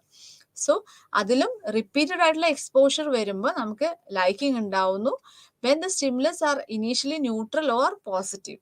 പക്ഷെ നെഗറ്റീവ് സ്റ്റിമുലസിനോട് നമുക്ക് റിപ്പീറ്റഡ് ആയിട്ടുള്ള എക്സ്പോഷർ വന്നിട്ടുണ്ടെങ്കിൽ അത് കൂടുതലും നെഗറ്റീവ് ഇമോഷൻസ് ഉണ്ടാക്കുകയാണ് ചെയ്യുന്നത്. സോ നെഗറ്റീവ് ആണെങ്കിൽ എക്സ്പോഷർ കൊണ്ട് കൂടുതലും നെഗറ്റീവ് ആവുന്നു. ദെൻ പോസിറ്റീവ് അല്ലെങ്കിൽ ന്യൂട്രൽ ആണെങ്കിൽ എക്സ്പോഷർ കൊണ്ട് ആ ഒരു ലൈക്കിംഗ് ഇൻക്രീസ് ചെയ്യാനുള്ള പോസിബിലിറ്റിയാണ് പറയുന്നത്. So that is mere exposure. Next is personal experience. നമ്മളുടെ ഒരു പേഴ്സണൽ എക്സ്പീരിയൻസ്. അപ്പോൾ എനിക്ക് ആറ്റോമിക് ബോംബിംഗ് എന്ന് പറയുന്ന ഒരു അവസ്ഥ, ഇതിനോട് എനിക്കൊരു ഡയറക്റ്റ് ആയിട്ടുള്ള എക്സ്പീരിയൻസ് വന്നാൽ എനിക്ക് ആ വെപ്പൺസിനോട് സ്ട്രോങ് ആയിട്ടുള്ള ഒരു നെഗറ്റീവ് ആറ്റിറ്റ്യൂഡ് ഉണ്ടാവും. സോ ഒരു ഡയറക്റ്റ് എക്സ്പീരിയൻസ് വരുമ്പോൾ അവിടെ വ്യത്യാസമാണ്. നമ്മൾ ന്യൂസിൽ കാണുന്ന ഒരു അറിവ് വെച്ചിട്ട് നമ്മൾ ഓരോ ആറ്റിറ്റ്യൂഡ് ഡെവലപ്പ് ചെയ്യുന്നതും അല്ലാതെ നമ്മളുടെ ഒരു ഡയറക്റ്റ് എക്സ്പീരിയൻസിൽ നിന്ന് നമ്മൾ ഡെവലപ്പ് ചെയ്യുന്നതും തമ്മിലുള്ള ഒരു വ്യത്യാസമാണ് പറയുന്നത്. So that is personal, based on our personal experience. അടുത്തത് ക്ലാസിക്കൽ കണ്ടീഷൻ. ക്ലാസിക്കൽ കണ്ടീഷനിൽ എന്താ പറയുന്നത്? ആദ്യം ഒരു ന്യൂട്രൽ ആയിട്ടുള്ള ഒരു സ്റ്റിമുലസ് ആയിരുന്നു, പക്ഷെ ഇതിനോട് പെയർ ചെയ്യുന്നത് ഒരു അൺകണ്ടീഷൻഡ് ആയിട്ടുള്ള ഒരു സ്റ്റിമുലസ് വരുമ്പോൾ ഈ ന്യൂട്രൽ സ്റ്റിമുലസിന് ആ ഒരു സെയിം എന്താ പറയുന്നത് ഒരു എഫക്റ്റ് വരുന്നതായിട്ടാണ് നമ്മൾ മനസ്സിലാക്കുക. അപ്പൊ ലിറ്റിൽ ആൽബർട്ടിന്റെ എക്സ്പെരിമെന്റിൽ എന്താ കാണാ, കുഞ്ഞ് 10 മാസമായ ഒരു കുട്ടിയാണ്. ആ കുട്ടിക്ക് ഒരു വൈറ്റ് റാറ്റിനെ കണ്ടപ്പോൾ ഒരു പേടിയും തോന്നിയില്ല. ഫസ്റ്റില് ഒരു ന്യൂട്രൽ ആയിട്ടുള്ള സ്റ്റിമുലസ് ആയിരുന്നു. പക്ഷെ ഈ വൈറ്റ് റാറ്റിനെ കാണിക്കുന്ന സമയത്ത് ഒരു ഹാമർ വെച്ച് അവിടെ ബാക്കിൽ അടിക്കുന്ന ശബ്ദം വന്നപ്പോൾ ഈ ഹാമർ വെച്ച് അടിക്കുന്ന ശബ്ദവും ഈ ഒരു എലിയും രണ്ടും കൂടി വന്ന് അസോസിയേഷൻ അവിടെ സംഭവിക്കുകയാണ്. അപ്പൊ പിന്നീട് ഈ ഒരു റാറ്റിനെ കാണുമ്പോൾ ഈ കുട്ടി പേടിക്കുന്ന ഒരു അവസ്ഥയാണ്. സോ ആ ഒരു ന്യൂട്രൽ ആയിരുന്നു, ആദ്യം ഒരു പേടിയും തോന്നാതിരുന്ന ഒരു അവസ്ഥയായിരുന്നു. പിന്നീട് ഇങ്ങനൊരു കണക്ഷൻ വന്നപ്പോഴാണ് ആ ഒരു പേടി വന്നത്. ആ റാറ്റിനോട് ഒരു നെഗറ്റീവ് ആയിട്ടുള്ള ഒരു ആറ്റിറ്റ്യൂഡ്, അതിലൊരു ഫിയർഫുൾ ആയിട്ടുള്ള ആറ്റിറ്റ്യൂഡ് ഡെവലപ്പ് ചെയ്തത്. So that is the process of classical conditioning. അടുത്തത് എന്താ പറയുന്നത്? Operant condition. ഓപ്പറന്റ് കണ്ടീഷനിൽ എന്താ പറയുന്നത്? നമ്മളുടെ നേരത്തെ പറഞ്ഞ പോലെ എനിക്കൊരു പോസിറ്റീവ് കോൺസിക്വൻസസ് ആണ് ഇതുകൊണ്ട് കിട്ടുന്നതെങ്കിൽ ഞാൻ ഡെഫിനറ്റ്ലി ആ ഒരു ബിഹേവിയർ തുടർന്നുകൊണ്ട് പോകും. അസമയം ഒരു നെഗറ്റീവ് കോൺസിക്വൻസസ് ആണ് എനിക്ക് അതിൽ നിന്ന് കിട്ടിയെങ്കിൽ ഞാൻ ആ ബിഹേവിയർ വേണ്ടെന്ന് വെക്കും. അപ്പോൾ ആ ഒരു പെർട്ടിക്കുലർ ബിഹേവിയർ അല്ല ആ ഒരു സിറ്റുവേഷനോട് എനിക്കൊരു നെഗറ്റീവ് ആറ്റിറ്റ്യൂഡ് ഡെവലപ്പ് ചെയ്യും. ഇല്ല എങ്കിൽ എനിക്കൊരു പോസിറ്റീവ് ആറ്റിറ്റ്യൂഡ് ഡെവലപ്പ് ചെയ്യും. സോ ഇപ്പോൾ ഹെൽപ്പിങ്ങിനെ പ്രൊമോട്ട് ചെയ്യുന്ന ഒരു ഫാമിലി ആണെങ്കിൽ ഈ കുട്ടിക്ക് ഹെൽപ്പിംഗ് ബിഹേവിയർ അല്ലെങ്കിൽ പ്രോസോഷ്യൽ ബിഹേവിയറിനോട് ഒരു പോസിറ്റീവ് ആറ്റിറ്റ്യൂഡ് ആയിരിക്കും. ആ സമയം നമ്മളടുത്ത് പറയുന്നത് എന്താ, ഹെൽപ്പ് ചെയ്തിട്ട് കാര്യമില്ല, ഹെൽപ്പ് ചെയ്തവരൊക്കെ നമ്മൾ ചതിക്കും എന്ന് പറഞ്ഞ് പഠിപ്പിച്ചാൽ നമ്മൾ ആ ഒരു ഹെൽപ്പിംഗ് ബിഹേവിയർ കുട്ടിക്ക് അതൊരു നെഗറ്റീവ് ഫീലിംഗ് ആയിട്ടും അതിനനുസരിച്ച് ഒരു നെഗറ്റീവ് ആയിട്ടുള്ള ഒരു അല്ലെങ്കിൽ അൺഫേവറബിൾ ആയിട്ടുള്ള attitude towards pro social behaviour സംഭവിക്കുകയാണ്. So that is operant conditioning. അടുത്തത് ഒബ്സർവേഷണൽ ലേണിംഗ്. നമ്മൾ പഠിക്കുകയാണ്, അതായത് മറ്റുള്ളവർ കാണിക്കുന്നത് അല്ലെങ്കിൽ മറ്റുള്ളവരെ ഒബ്സർവ് ചെയ്ത് നമ്മൾ അവർ ഏതൊരു ആറ്റിറ്റ്യൂഡാണ് എടുക്കുന്നത് അതേ സെയിം ആറ്റിറ്റ്യൂഡ് നമ്മളും എടുക്കുകയാണ്. So it's A kind of imitation. So imitating others behaviour in A particular context. നമ്മൾ എൽഡേഴ്സിനെ റെസ്പെക്ട് ചെയ്യുന്നു, അത് കുട്ടികൾ കാണുന്നു, കുട്ടികൾ അതേ ആ ഒരു ഫേവറബിൾ ലെവലിൽ കുട്ടികൾ അതിനെ എടുക്കുന്നു, ദെൻ അവരും ആ ഒരു പെർട്ടിക്കുലർ ബിഹേവിയർ കാണിക്കുകയാണ് ചെയ്യുന്നത്. സോ നമ്മൾ ഒരു വശത്തെ കൂടെ അവരോട് ഒരു സർക്കാസ്റ്റിക് ലെവലിലാണ് നമ്മൾ അവരെ കാണുന്നതെങ്കിൽ ഇതേ കാര്യമാണ് കുട്ടികളും കാണുക, ഈ കുട്ടികളും ഇതേ ഒരു ആറ്റിറ്റ്യൂഡാണ് ഡെവലപ്പ് ചെയ്യുക. സോ എന്തും ഒബ്സർവേഷൻ ലേണിംഗിന്റെ ബേസിസിലാണെന്നാണ് ഈ ഒരു തിയറി പറയുന്നത്. So however we do not compare our attitudes to any of the group arbitrarily. അപ്പൊ നമ്മൾ ഇതെല്ലാം ഒറ്റയ്ക്കായിട്ടല്ല ഇതെല്ലാം കമ്പയർ ചെയ്തിട്ട് ഒടുവിലാണ് നമ്മൾ ഇതിനെ മനസ്സിലാക്കുന്നത്. Thus these groups are reference groups for us and we compare our views and attitudes only with them. So this process suggests that we form our attitude in order to fulfill our desire to be similar to those we like and to differ from those we do not. അപ്പോൾ നമ്മൾ ഇഷ്ടപ്പെടുന്നവരുമായിട്ട് ചേർന്ന് നിൽക്കാൻ വേണ്ടി അവർ ഏതൊക്കെ ആറ്റിറ്റ്യൂഡാണ് develop ചെയ്തിരിക്കുന്നത്, കൊണ്ടുപോകുന്നത്, hold ചെയ്യുന്നത്, അതേ ആറ്റിറ്റ്യൂഡിൽ നമ്മളും പോവുകയാണ് ചെയ്യുന്നത്. സോ മറ്റുള്ളവരായിട്ട് സിമിലർ ആയിട്ട് നിൽക്കുക, നമ്മൾക്ക് ഇഷ്ടമുള്ളവരുമായിട്ട് സിമിലർ ആയിട്ട് നിൽക്കുക എന്നുള്ളൊരു കോൺസെപ്റ്റ് ആണ് അവിടെ വരുന്നത്. Having disagreement with those we like. അപ്പം നമ്മൾക്ക് ഇഷ്ടമുള്ളവരുമായിട്ട് ഒരു ഡിസഗ്രിമെന്റ് വരുമ്പോൾ നമുക്ക് ഒരു അൺകംഫർട്ടബിൾ ഫീലിംഗ് ഉണ്ടാവും. അപ്പം അവരെയാണ് നമ്മളൊരു റെഫറൻസ് ഗ്രൂപ്പ് എന്ന് നമ്മൾ പറയുന്നത്. അപ്പൊ ആ റെഫറൻസ് ഗ്രൂപ്പ് ഏതൊരു ആറ്റിറ്റ്യൂഡാണ് ഹോൾഡ് ചെയ്തിരിക്കുന്നത് അതേ ഒരു ആറ്റിറ്റ്യൂഡ് നമ്മൾ ഹോൾഡ് ചെയ്യാനായിട്ട് ശ്രമിക്കുകയാണ്. അത് എന്തിനാന്ന് വെച്ച് കഴിഞ്ഞാൽ നമ്മൾക്കൊരു അൺകംഫർട്ടബിൾ ഫീലിംഗ് വരികയാണ് അവരുമായിട്ടൊരു ഡിസഗ്രിമെന്റ് വരുമ്പോൾ. അത് ഒഴിവാക്കാനാണ് നമ്മൾ ഇങ്ങനെ ഒരു കാര്യം ചെയ്യുന്നത്. ഓക്കെ, അടുത്തൊരു തിയറി പറയുന്നത് ജനറ്റിക് ഫാക്ടേഴ്സ് ആണ്. അപ്പൊ നമ്മൾക്ക് ഒരു കാരണമില്ലാതെ എന്തിനോടോ ഒരു ലൈക്കോ ഒരു ഡിസ്ലൈക്കോ വരുന്നെങ്കിൽ അവിടെ ഒരു ജനറ്റിക് കോൺസ്റ്റിറ്റ്യൂഷൻ ഉണ്ട് എന്നാണ് നമ്മൾ മനസ്സിലാക്കേണ്ടത്. ഓക്കെ, സോ ഇതില് പറയുന്നുണ്ട്, ഇപ്പം ഐഡന്റിക്കൽ ട്വിൻസിനെ കമ്പയർ ചെയ്യുമ്പോൾ ഫ്രറ്റേണൽ ട്വിൻസിനേക്കാളും ഐഡന്റിക്കൽ ട്വിൻസിനാണ് കുറച്ചൊരു ആറ്റിറ്റ്യൂഡ് സിമിലാരിറ്റി കാണുന്നതെന്ന് പറയുന്നു. അതുപോലെ ട്വിൻസ് റെയർഡ് എപ്പാർട്ടും ട്വിൻസ് റെയർഡ് ടുഗെദർ നമ്മൾ നോക്കുമ്പോൾ അവിടെയും ഈ ആറ്റിറ്റ്യൂഡിൽ ഈ ഒരു രീതിയിലുള്ള സിമിലാരിറ്റി കാണുന്നുണ്ട്. സോ അപ്പൊ ആറ്റിറ്റ്യൂഡ് എന്ന് പറയുമ്പം അതിനകത്തൊരു ജനറ്റിക് കമ്പോണന്റ് ഉണ്ടെന്നാണ് ജനറ്റിക് തിയറിയിൽ പറയുന്നത്. ഓക്കെ, സോ ആറ്റിറ്റ്യൂഡ് ഫോർമേഷനിൽ നമ്മൾ മിയർ എക്സ്പോഷർ പറഞ്ഞു, then personal experience, classical conditioning, operant conditioning, observational learning, and finally genetic factors. Okay, next is attitude change. അപ്പൊ നമുക്ക് എന്തിനോടും നമുക്കൊരു മനോഭാവം, നമുക്ക് ഇപ്പം ഒരു എന്താണ്, ഇപ്പൊ ഒരു വിഡോ റീമാരേജ് എന്ന് നമ്മൾ പറയുമ്പോൾ അതിനോട് നമുക്കൊരു മനോഭാവം ഉണ്ടാവുന്നു. അല്ലെങ്കിൽ ഇപ്പൊ ഒരു എന്താണ്, ഒരു ടൗൺ എന്ന് പറയുമ്പോൾ നമുക്ക് അതിനോടുള്ളൊരു മനോഭാവം വരുന്നു. അല്ലെങ്കിൽ നമുക്കൊരു ഗ്രാമം എന്ന് പറയുമ്പോൾ നമുക്ക് അതിനോടൊരു മനോഭാവം വരുന്നത് എന്താണ്? ഇതിന് എല്ലാത്തിനും ഒരു ബേസ് എന്ന് പറയുന്നത് നമ്മൾക്ക് കിട്ടിയ ഒരു എക്സ്പീരിയൻസ് ആണ്. സോ ഇതില് ഈ എക്സ്പീരിയൻസിൽ നിന്ന് നമ്മൾ വീണ്ടും നമ്മൾ എക്സ്പീരിയൻസ് അല്ലെങ്കിൽ വീണ്ടും നമുക്ക് സിറ്റുവേഷൻസ് വരുമ്പോൾ ആ എക്സ്പീരിയൻസിൽ നിന്ന് നമുക്ക് കിട്ടിയതിൽ നിന്ന് ചില മാറ്റങ്ങൾ ചിലപ്പോൾ സംഭവിക്കാറുണ്ട്. സോ അത് എന്തുകൊണ്ടാണ് എന്നുള്ളതാണ് നമ്മുടെ അവിടെ അടുത്ത ഒരു പഠനം വരുന്നത്. So that is attitude change. എങ്ങനെയാണ് നമ്മൾക്ക് വൺസ് ഫോം ചെയ്ത് വെച്ചിരിക്കുന്ന ആറ്റിറ്റ്യൂഡ് എങ്ങനെയാണ് മാറുക?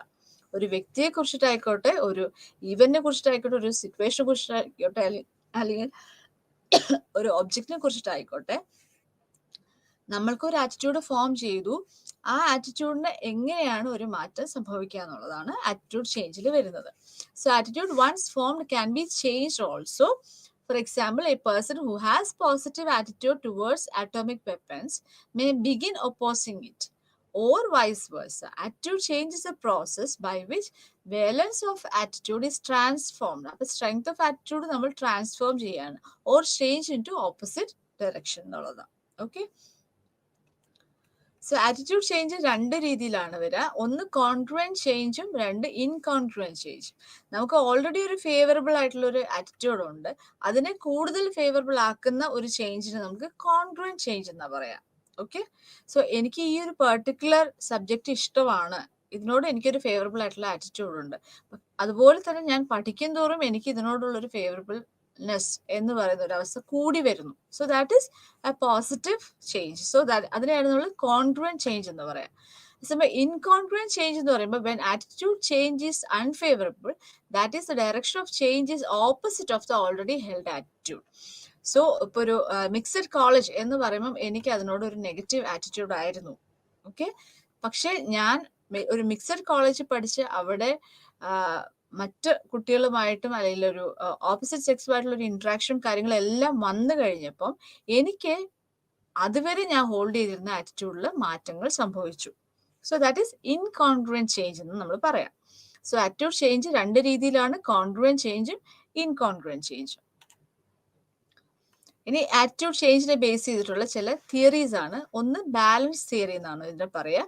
സോ ഈ ഒരു പിക്ചറിൽ കണ്ടാൽ അറിയാം, ഇതിനകത്ത് first is the perceiver known as P. Okay, ഇപ്പൊ 3 വ്യക്തികളായിട്ട് നമ്മൾ ഇതിനെ കൺസിഡർ ചെയ്യുക. ദെൻ സെക്കൻഡ് എന്ന് പറയുന്നത് another person called O, and third X എന്ന് പറയുന്നത് ആൻ ഒബ്ജക്റ്റ് ഓഫ് പെർസെപ്ഷൻ ആണ് വരിക. സോ പിക്ക് ഒയിനോടും എക്സിനോടും പോസിറ്റീവ് ആറ്റിറ്റ്യൂഡ് ആണ്, ഒക്കും എക്സിനോട് പോസിറ്റീവ് ആറ്റിറ്റ്യൂഡ് ആണ്. അപ്പൊ അവിടെ ഒരു ബാലൻസ്ഡ് സ്റ്റേറ്റ് നമുക്ക് കാണാൻ സാധിക്കും. രണ്ടാമത്തെ സ്റ്റേജിൽ നോക്കും, പിക്ക് ഒയിനോടും എക്സിനോടും നെഗറ്റീവ് ആറ്റിറ്റ്യൂഡ് ആണ്, ഒക്കും എക്സിനും തമ്മിൽ അങ്ങോട്ടും ഇങ്ങോട്ടും പ്രോബ്ലം ഇല്ല. സോ അതും ഒരു ബാലൻസ്ഡ് സ്റ്റേറ്റ് ആണ്. ദെൻ അടുത്തത് പിക്ക് ഒയിനോട് ഒരു നെഗറ്റീവ് ആറ്റിറ്റ്യൂഡ് ആണ്, പിക്ക് എക്സിനോട് ഒരു പോസിറ്റീവ് ആറ്റിറ്റ്യൂഡ് ആണ്, ഒയ്ക്ക് അല്ലെങ്കിൽ എക്സിന് ഒയിനോടും ഒരു നെഗറ്റീവ് ആറ്റിറ്റ്യൂഡാണ്. അപ്പോഴും പ്രോബ്ലം ഇല്ല, ബിക്കോസ് പിക്ക് എക്സിനോടും എക്സിന് പിന്നോടും പ്രോബ്ലം ഇല്ല. ഓക്കെ. അടുത്തത് പിക്ക് ഒയിനോട് പോസിറ്റീവ് ആറ്റിറ്റ്യൂഡാണ്, പിക്ക് എക്സിനോട് താല്പര്യമില്ല, ഒയ്ക്കും എക്സിനോട് താല്പര്യമില്ല, അപ്പോഴും നമുക്ക് പ്രോബ്ലം വരുന്നില്ല. ദെൻ അൺബാലൻസ്ഡ് സ്റ്റേറ്റ് നോക്കുക. പിക്ക് ഒയിനോട് താല്പര്യമാണ്, പക്ഷെ പിക്ക് എക്സിനോട് താല്പര്യം ഇല്ല, ഒയ്ക്ക് എക്സിനോട് താല്പര്യമുണ്ട്. അപ്പൊ അങ്ങനെ വരുമ്പോ ഈ എക്സിനോട് പിക്ക് മാത്രം താല്പര്യം ഇല്ല, ഒയ്ക്ക് താല്പര്യമുണ്ട് എന്ന് പറയുമ്പോൾ അവിടെ ഒരു അൺബാലൻസ്ഡ് സ്റ്റേറ്റ് വരികയാണ്. അപ്പൊ നമുക്ക് അവിടെ ഒരു ടെൻഷൻ അവിടെ വരുന്നുണ്ട്. ദെൻ പിക്ക് ഒയിനോട് താല്പര്യമുണ്ട്, പിക്ക് എക്സിനോടും താല്പര്യമുണ്ട്, പക്ഷെ ഒയ്ക്കും എക്സിനും അങ്ങോട്ടും ഇങ്ങോട്ടും താല്പര്യമില്ല, അപ്പോഴും അവിടെ പ്രഷർ ഉണ്ട്. ദെൻ അടുത്തത് പിക്ക് ഒയിനോട് ഒരു നെഗറ്റീവ് ആറ്റിറ്റ്യൂഡാണ്, പിക്ക് എക്സിനോട് ഒരു പോസിറ്റീവ് ആറ്റിറ്റ്യൂഡാണ്, ഒയ്ക്ക് എക്സിനോട് ഒരു പോസിറ്റീവ് ആറ്റിറ്റ്യൂഡാണ്, അപ്പോഴും ഒരു പ്രോബ്ലം വരുന്നുണ്ട്. ദെൻ പിക്ക് ഒയിനോട് താല്പര്യമില്ല, പിക്ക് എക്സിനോടും താല്പര്യമില്ല, ഒയ്ക്കും എക്സിനോടും താല്പര്യമില്ല, അപ്പോഴും അവിടെ കോൺഫ്ലിക്ട്സ് വരികയാണ്, 3 പേരും തമ്മിലും കോൺഫ്ലിക്ട്സ് വരികയാണ്. സോ ഇതാണ് ഒരു ബാലൻസ് തിയറി എന്ന് പറയുന്നത്. സോ എപ്പോഴും നമ്മൾക്ക് അൺബാലൻസ്ഡ് സ്റ്റേറ്റ് വരുമ്പോൾ we try to maintain balance or homeostasis എന്ന് മനസ്സിലാക്കുക. അപ്പം ഇങ്ങനെ സിറ്റുവേഷൻസ് അൺബാലൻസ്ഡ് സ്റ്റേറ്റ് വരുമ്പോഴാണ് നമ്മൾ ആറ്റിറ്റ്യൂഡ് ചേഞ്ചിനെ കുറിച്ചിട്ട് നമ്മൾ ചിന്തിക്കുക. അയ്യോ, ഞാൻ ഇങ്ങനെ ആയാൽ പറ്റില്ലല്ലോ, എൻ്റെ ചിന്തയിൽ മാറ്റം വരണമല്ലോ, അല്ലെങ്കിൽ എനിക്ക് സ്ട്രഗിൾ ആയിരിക്കുമല്ലോ എന്ന് നമ്മൾ മനസ്സിലാക്കുകയാണ് ചെയ്യുന്നത്. So that is trying to regain the balance. Okay, അതിനെ ബേസ് ചെയ്തിട്ടാണ് ഇപ്പൊ ഈ ഒരു ഇൻഫർമേഷൻ പറയുന്നത് ആറ്റിറ്റ്യൂഡ് ചേഞ്ചിന്. അടുത്തൊരു തിയറി എന്ന് പറയുന്നത് കോഗ്നിറ്റീവ് ഡിസനൻസ് ആണ്, ആസ് പ്രൊപ്പോസ്ഡ് ബൈ ഫെസ്റ്റിഞ്ചർ. ഫെസ്റ്റിഞ്ചറിന്റെ തിയറിയാണ് കോഗ്നിറ്റീവ് ഡിസനൻസ് തിയറി എന്ന് പറയുമ്പോൾ. ഇതിലും പറയുന്നത് നമ്മൾക്ക് എപ്പോഴെങ്കിലും ഒരു ഇഷ്യൂസ് വന്നാൽ, അല്ലെങ്കിൽ നമ്മുടെ ആറ്റിറ്റ്യൂഡും ബിഹേവിയേഴ്സ് തമ്മിൽ, അല്ലെങ്കിൽ രണ്ട് എക്സിസ്റ്റിംഗ് ആറ്റിറ്റ്യൂഡ് തമ്മിൽ കോൺഫ്ലിക്ട്സ് വന്നു കഴിഞ്ഞാലും നമ്മൾക്ക് അവിടെ ഒരു പ്രോബ്ലം ഉണ്ടാവും. അപ്പൊ എപ്പോഴും നമ്മൾ ഒരു ഇൻകോൺഗ്രൻസ് വരുമ്പോൾ അത് അവോയ്ഡ് ചെയ്യാൻ നമ്മൾ ശ്രമിക്കും, or we avoid dissonance or incongruence. അതാണ് നമ്മൾ ഉദ്ദേശിക്കുന്നത്. ഫോർ എക്സാമ്പിൾ, ഇപ്പം many people smoke even when they know that smoking can increase the risk of cancer. അപ്പം എനിക്കൊരു കോഗ്നിറ്റീവ് ലെവലിൽ എനിക്ക് അറിയാം, അതായത് സ്മോക്കിംഗ് ക്യാൻസർ ഉണ്ടാക്കുമെന്ന് എനിക്കറിയാം, പക്ഷെ ഞാൻ സ്മോക്ക് ചെയ്യുന്നുണ്ട്. അപ്പം നമ്മളുടെ ഉള്ളിൽ, നമ്മളുടെ ഒരു ചിന്തയിൽ നമുക്കറിയാം, ഒരു ഇന്റലക്ച്വൽ ലെവലിൽ നമുക്കറിയാം it increases the risk of cancer എന്നറിയാം, പക്ഷെ ഞാൻ സ്മോക്ക് ചെയ്യുന്നുണ്ട്. അപ്പൊ അവിടെയാണ് നമ്മളുടെ ആ ഒരു ബിലീഫും പക്ഷെ നമ്മളൊരു ബിഹേവിയറും തമ്മിൽ ഈ ഒരു ഇൻകോൺഗ്രൻസ് വരുന്നത്. ഓക്കെ. സോ അങ്ങനെ വരുമ്പം ആ ഒരു സിറ്റുവേഷനെ ഒഴിവാക്കാൻ നമ്മൾ ശ്രമിക്കുന്നു, നമ്മൾ സ്മോക്കിംഗ് ബിഹേവിയർ വേണ്ടാന്ന് വെക്കാനായിട്ട് നമ്മൾ ശ്രമിക്കുന്ന ഒരു കാര്യം വരുന്നു. അല്ലെങ്കിൽ ക്യാൻസർ സിറ്റുവേഷൻ വരുന്നതിന് മറ്റു പല കാരണങ്ങൾ നമ്മൾ പറഞ്ഞ് നമ്മൾ അവിടെ ഒരു റാഷണലൈസേഷൻ ചെയ്യുന്നു. അപ്പോഴും നമ്മുടെ ഒരു സെൽഫ് ഇമേജിനെ, അല്ലെങ്കിൽ നമ്മളുടെ ഒരു സെൽഫ് എസ്റ്റീമിനെ നമ്മൾ പ്രൊട്ടക്ട് ചെയ്ത് നിൽക്കുന്ന ഈഗോ ഡിഫെൻസീവ് ഫംഗ്ഷൻ ആണ് അവിടെ വരിക. അപ്പം ഏത് രീതിയിലാണെങ്കിലും നമ്മളൊരു കോൺഫിഡൻസിലേക്ക് എത്താനായിട്ട് ശ്രമിക്കുന്നു. ഓക്കെ. സോ അതാണ് കോഗ്നിറ്റീവ് ഡിസനൻസ് തിയറിയിൽ പറയുന്നത്. സോ ഡിസനൻസ് റെഡ്യൂസ് ചെയ്യാനായിട്ട് ഒരു മാർഗം എന്ന് പറയുന്നത് ഐദർ നമ്മളുടെ ബിലീഫ് മാറ്റുക എന്നുള്ളത്, അല്ലെങ്കിൽ നമ്മൾ ബിഹേവിയറിൽ ചേഞ്ച് വരുത്തുക എന്നുള്ളത്, അല്ലെങ്കിൽ നമ്മൾ ആ ബിഹേവിയറിനോടുള്ള നമ്മളൊരു പെർസെപ്ഷനിൽ ചേഞ്ച് വരുത്തുക എന്നുള്ളത്. ഓക്കെ. അപ്പൊ ഇങ്ങനെ ഈ 3 രീതിയിലാണ് നമ്മൾ ആ ഒരു ഡിസ്റ്റൻസ് ഒഴിവാക്കി നമ്മളുടെ ആറ്റിറ്റ്യൂഡിൽ ചേഞ്ച് വരുത്തുക എന്നുള്ളതാണ് ചെയ്യുന്നത്. ഫൈനലി നമ്മൾ ആ ഒരു ഇപ്പൊ നമുക്ക് ബിഹേവിയറും ബിലീഫും നമ്മൾ ഇൻകൺസിസ്റ്റൻസി വരുമ്പോൾ നമ്മൾ എന്താ ചെയ്യുക, ഒരു ഇൻക്രീസ് ഡിസ്റ്റൻസ് വരുന്നു. അപ്പൊ ഈ 3 രീതിയിൽ നമ്മൾ ശ്രമിച്ചിട്ട്, ഈ 3 രീതിയിൽ ഏതെങ്കിലും ഒന്ന് നമ്മൾ ശ്രമിച്ച് നമ്മൾ ഒടുവിൽ ഒരു ഈ പറഞ്ഞ ഡിസനൻസിനെ ഇല്ലാതാക്കുക അല്ലെങ്കിൽ കുറയ്ക്കുകയാണ് ശ്രമിക്കുക. സോ കോഗ്നിറ്റീവ് ഡിസനൻസ് തിയറിനെ ബേസ് ചെയ്തിട്ട് നമ്മൾ പറയുന്നത് ഒന്ന് ഫോഴ്സ്ഡ് കംപ്ലയൻസ്. അപ്പൊ നമുക്കൊരു പ്രഷർ വരികയാണ്, ഒരു സോഷ്യൽ നോം അല്ലെങ്കിൽ ഒരു എറ്റിക്കറ്റ് വന്ന് നമുക്കൊരു പ്രഷർ വരുമ്പോൾ അവിടെ നമ്മളുടെ ആ ഒരു ബിഹേവിയറിൽ നമ്മൾ ഒരു ചേഞ്ച് വരുത്തേണ്ട ഒരു ആവശ്യം വരികയാണ്. സോ ദാറ്റ് ഈസ് അങ്ങനെ നമ്മൾ ആറ്റിറ്റ്യൂഡിൽ ചേഞ്ച് വരുന്നതാണ് പറയുന്നത്. സോ അതാണ് ഫോഴ്സ്ഡ് കംപ്ലയൻസ് ബിഹേവിയർ എന്ന് പറയാം. ഇപ്പൊ ഫോർ എക്സാമ്പിൾ, ഇപ്പൊ ഇതിനകത്തൊരു എക്സാമ്പിൾ പറയുന്നത്, നമ്മളുടെ ഒരു ഫ്രണ്ട്, ആ ഫ്രണ്ടിന് പാടാൻ അറിയേയില്ല, പക്ഷെ നമ്മളുടെ ഒക്കെ ഇഷ്ടമാണ്, അവനോട് നമുക്കൊരു ഫേവറബിൾ ആയിട്ടുള്ള ഒരു താല്പര്യം ഉണ്ടെങ്കിൽ അവൻ പാടുന്നു, പാട്ട് കേൾക്കുമ്പോൾ വളരെ ഹൊറിബിൾ ആയിട്ടുള്ള ഒരു സിംഗിങ് ആണെങ്കിൽ നമ്മളത് പ്രേസ് ചെയ്യാണ് ചെയ്യുന്നത്. സോ അപ്പോൾ പ്രേസ് ചെയ്യുമ്പോൾ നമുക്ക് അവിടെ ഒരു ഇൻകൺസിസ്റ്റൻസി വരുന്നുണ്ട്. നമ്മളൊരു പ്രൈവറ്റ്ലി ഹെൽഡ് ബിലീഫിൽ നമുക്കറിയാം അവനൊരു പാട്ടുകാരനല്ല, അവന്റെ പാട്ട് നല്ലതല്ല എന്ന് അറിയെങ്കിൽ പോലും നമ്മൾ അവിടെ ഒരു അണ്ടർ പ്രഷർ നമ്മൾ ആ ഒരു നമ്മുടെ ബിഹേവിയറിൽ മാറ്റം വരുത്തി ചെയ്യുന്നതാണ് കാണുന്നത്. So that is forced compliance behaviour. Then അടുത്തത് decision making and cognitive dissonance. So we encounter with many dilemmatic situations in which taking a decisions may induce dissonance.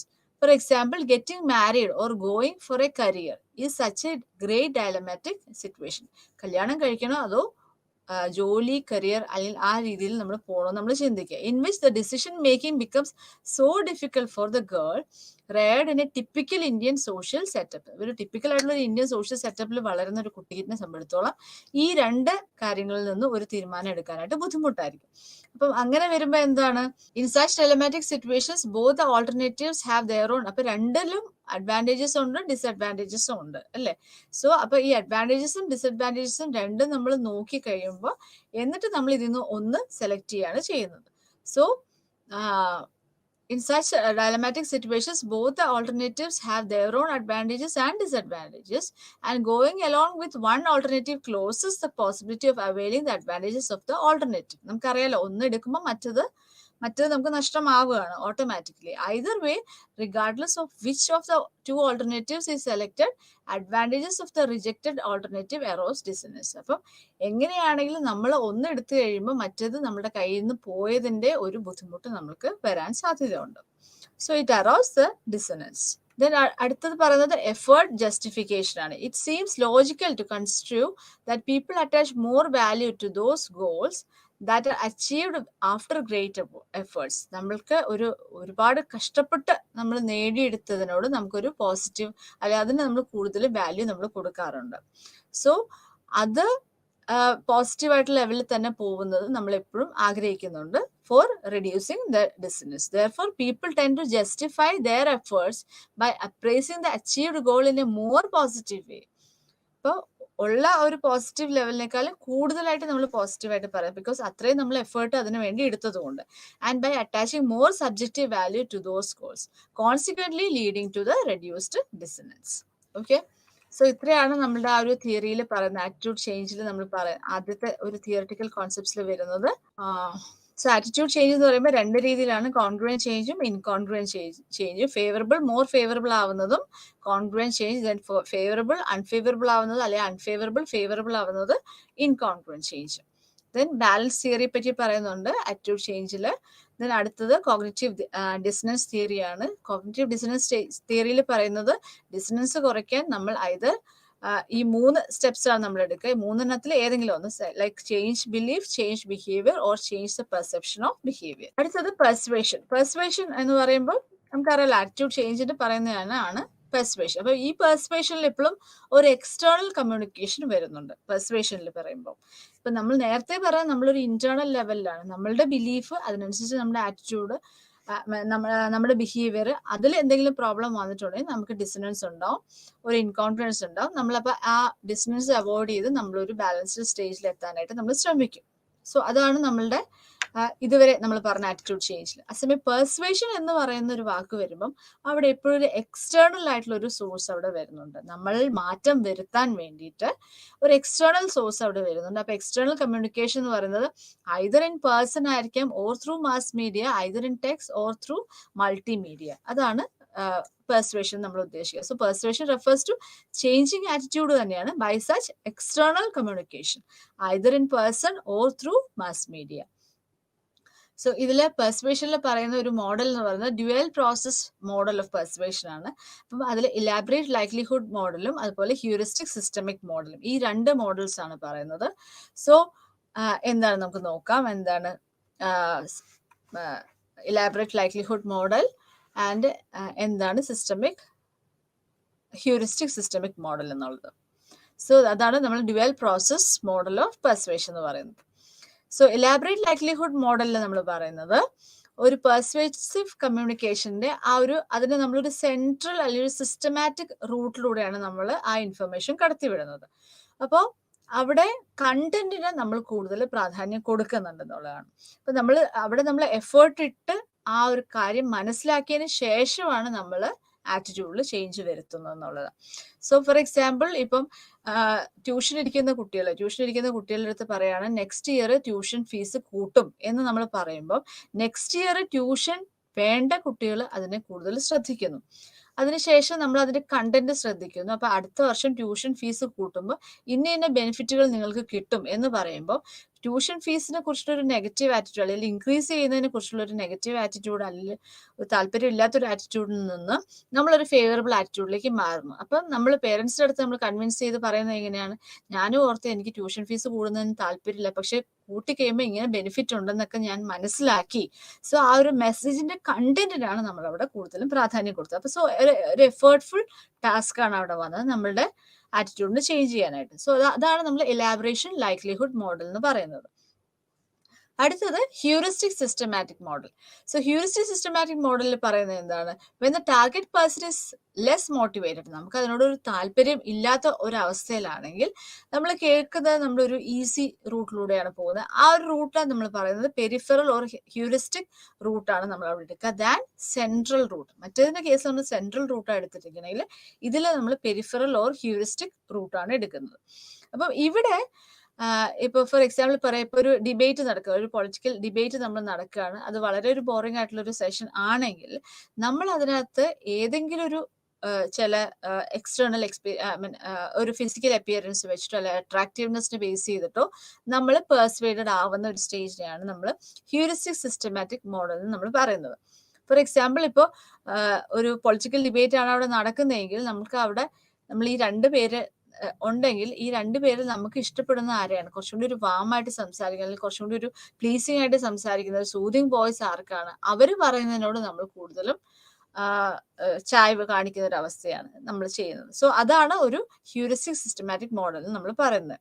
അപ്പൊ എപ്പോഴും നമ്മളുടെ ഏതൊരു പാത്തിലൂടെ നമ്മൾ പോകണം, പെർസ്വേസീവ് മെസ്സേജ് എന്ന് പറയുമ്പോൾ നമ്മൾ ഏതൊരു പാത്ത് എടുക്കണം എന്ന് പറയുമ്പോൾ അവിടെ നമ്മളുടെ ചില ഇൻഡിവിജ്വൽ ക്വാളിറ്റീസ് ലൈക്ക് അവിടെ നമ്മളുടെ ശ്രദ്ധ ആവശ്യമുണ്ടോ, need for cognition, need for closure, ചില സമയത്ത് നമുക്ക് ഇതങ്ങ് തീർത്ത് വിടാൻ വേണ്ടിയിട്ടാണ് എന്നുള്ള രീതിയിൽ വരും. So that is need for closure, the need to evaluate and self monitoring. ഇതിനെല്ലാം വെച്ചിട്ടാണ് നമ്മൾ ഏത് റൂട്ടിലൂടെ ആ ഒരു മെസ്സേജിനെ എടുക്കണം, അതിനെ എടുക്കണോ വേണ്ടോ, അതനുസരിച്ച് നമ്മുടെ ആറ്റിറ്റ്യൂഡ് മാറ്റണോ വേണ്ടോ എന്നുള്ളത് തീരുമാനിക്കുക. So that is dual process models of persuasion. ഇനി അടുത്തത് change in attitude through persuasive communication depends on 4 factors. അപ്പൊ നമ്മൾ പറഞ്ഞല്ലോ പെർസ്വേഷനിൽ കമ്മ്യൂണിക്കേഷൻ ആണ് പറയുന്നത്, എക്സ്റ്റേണൽ സോഴ്സ് ആണ് നമ്മൾ പറഞ്ഞത്.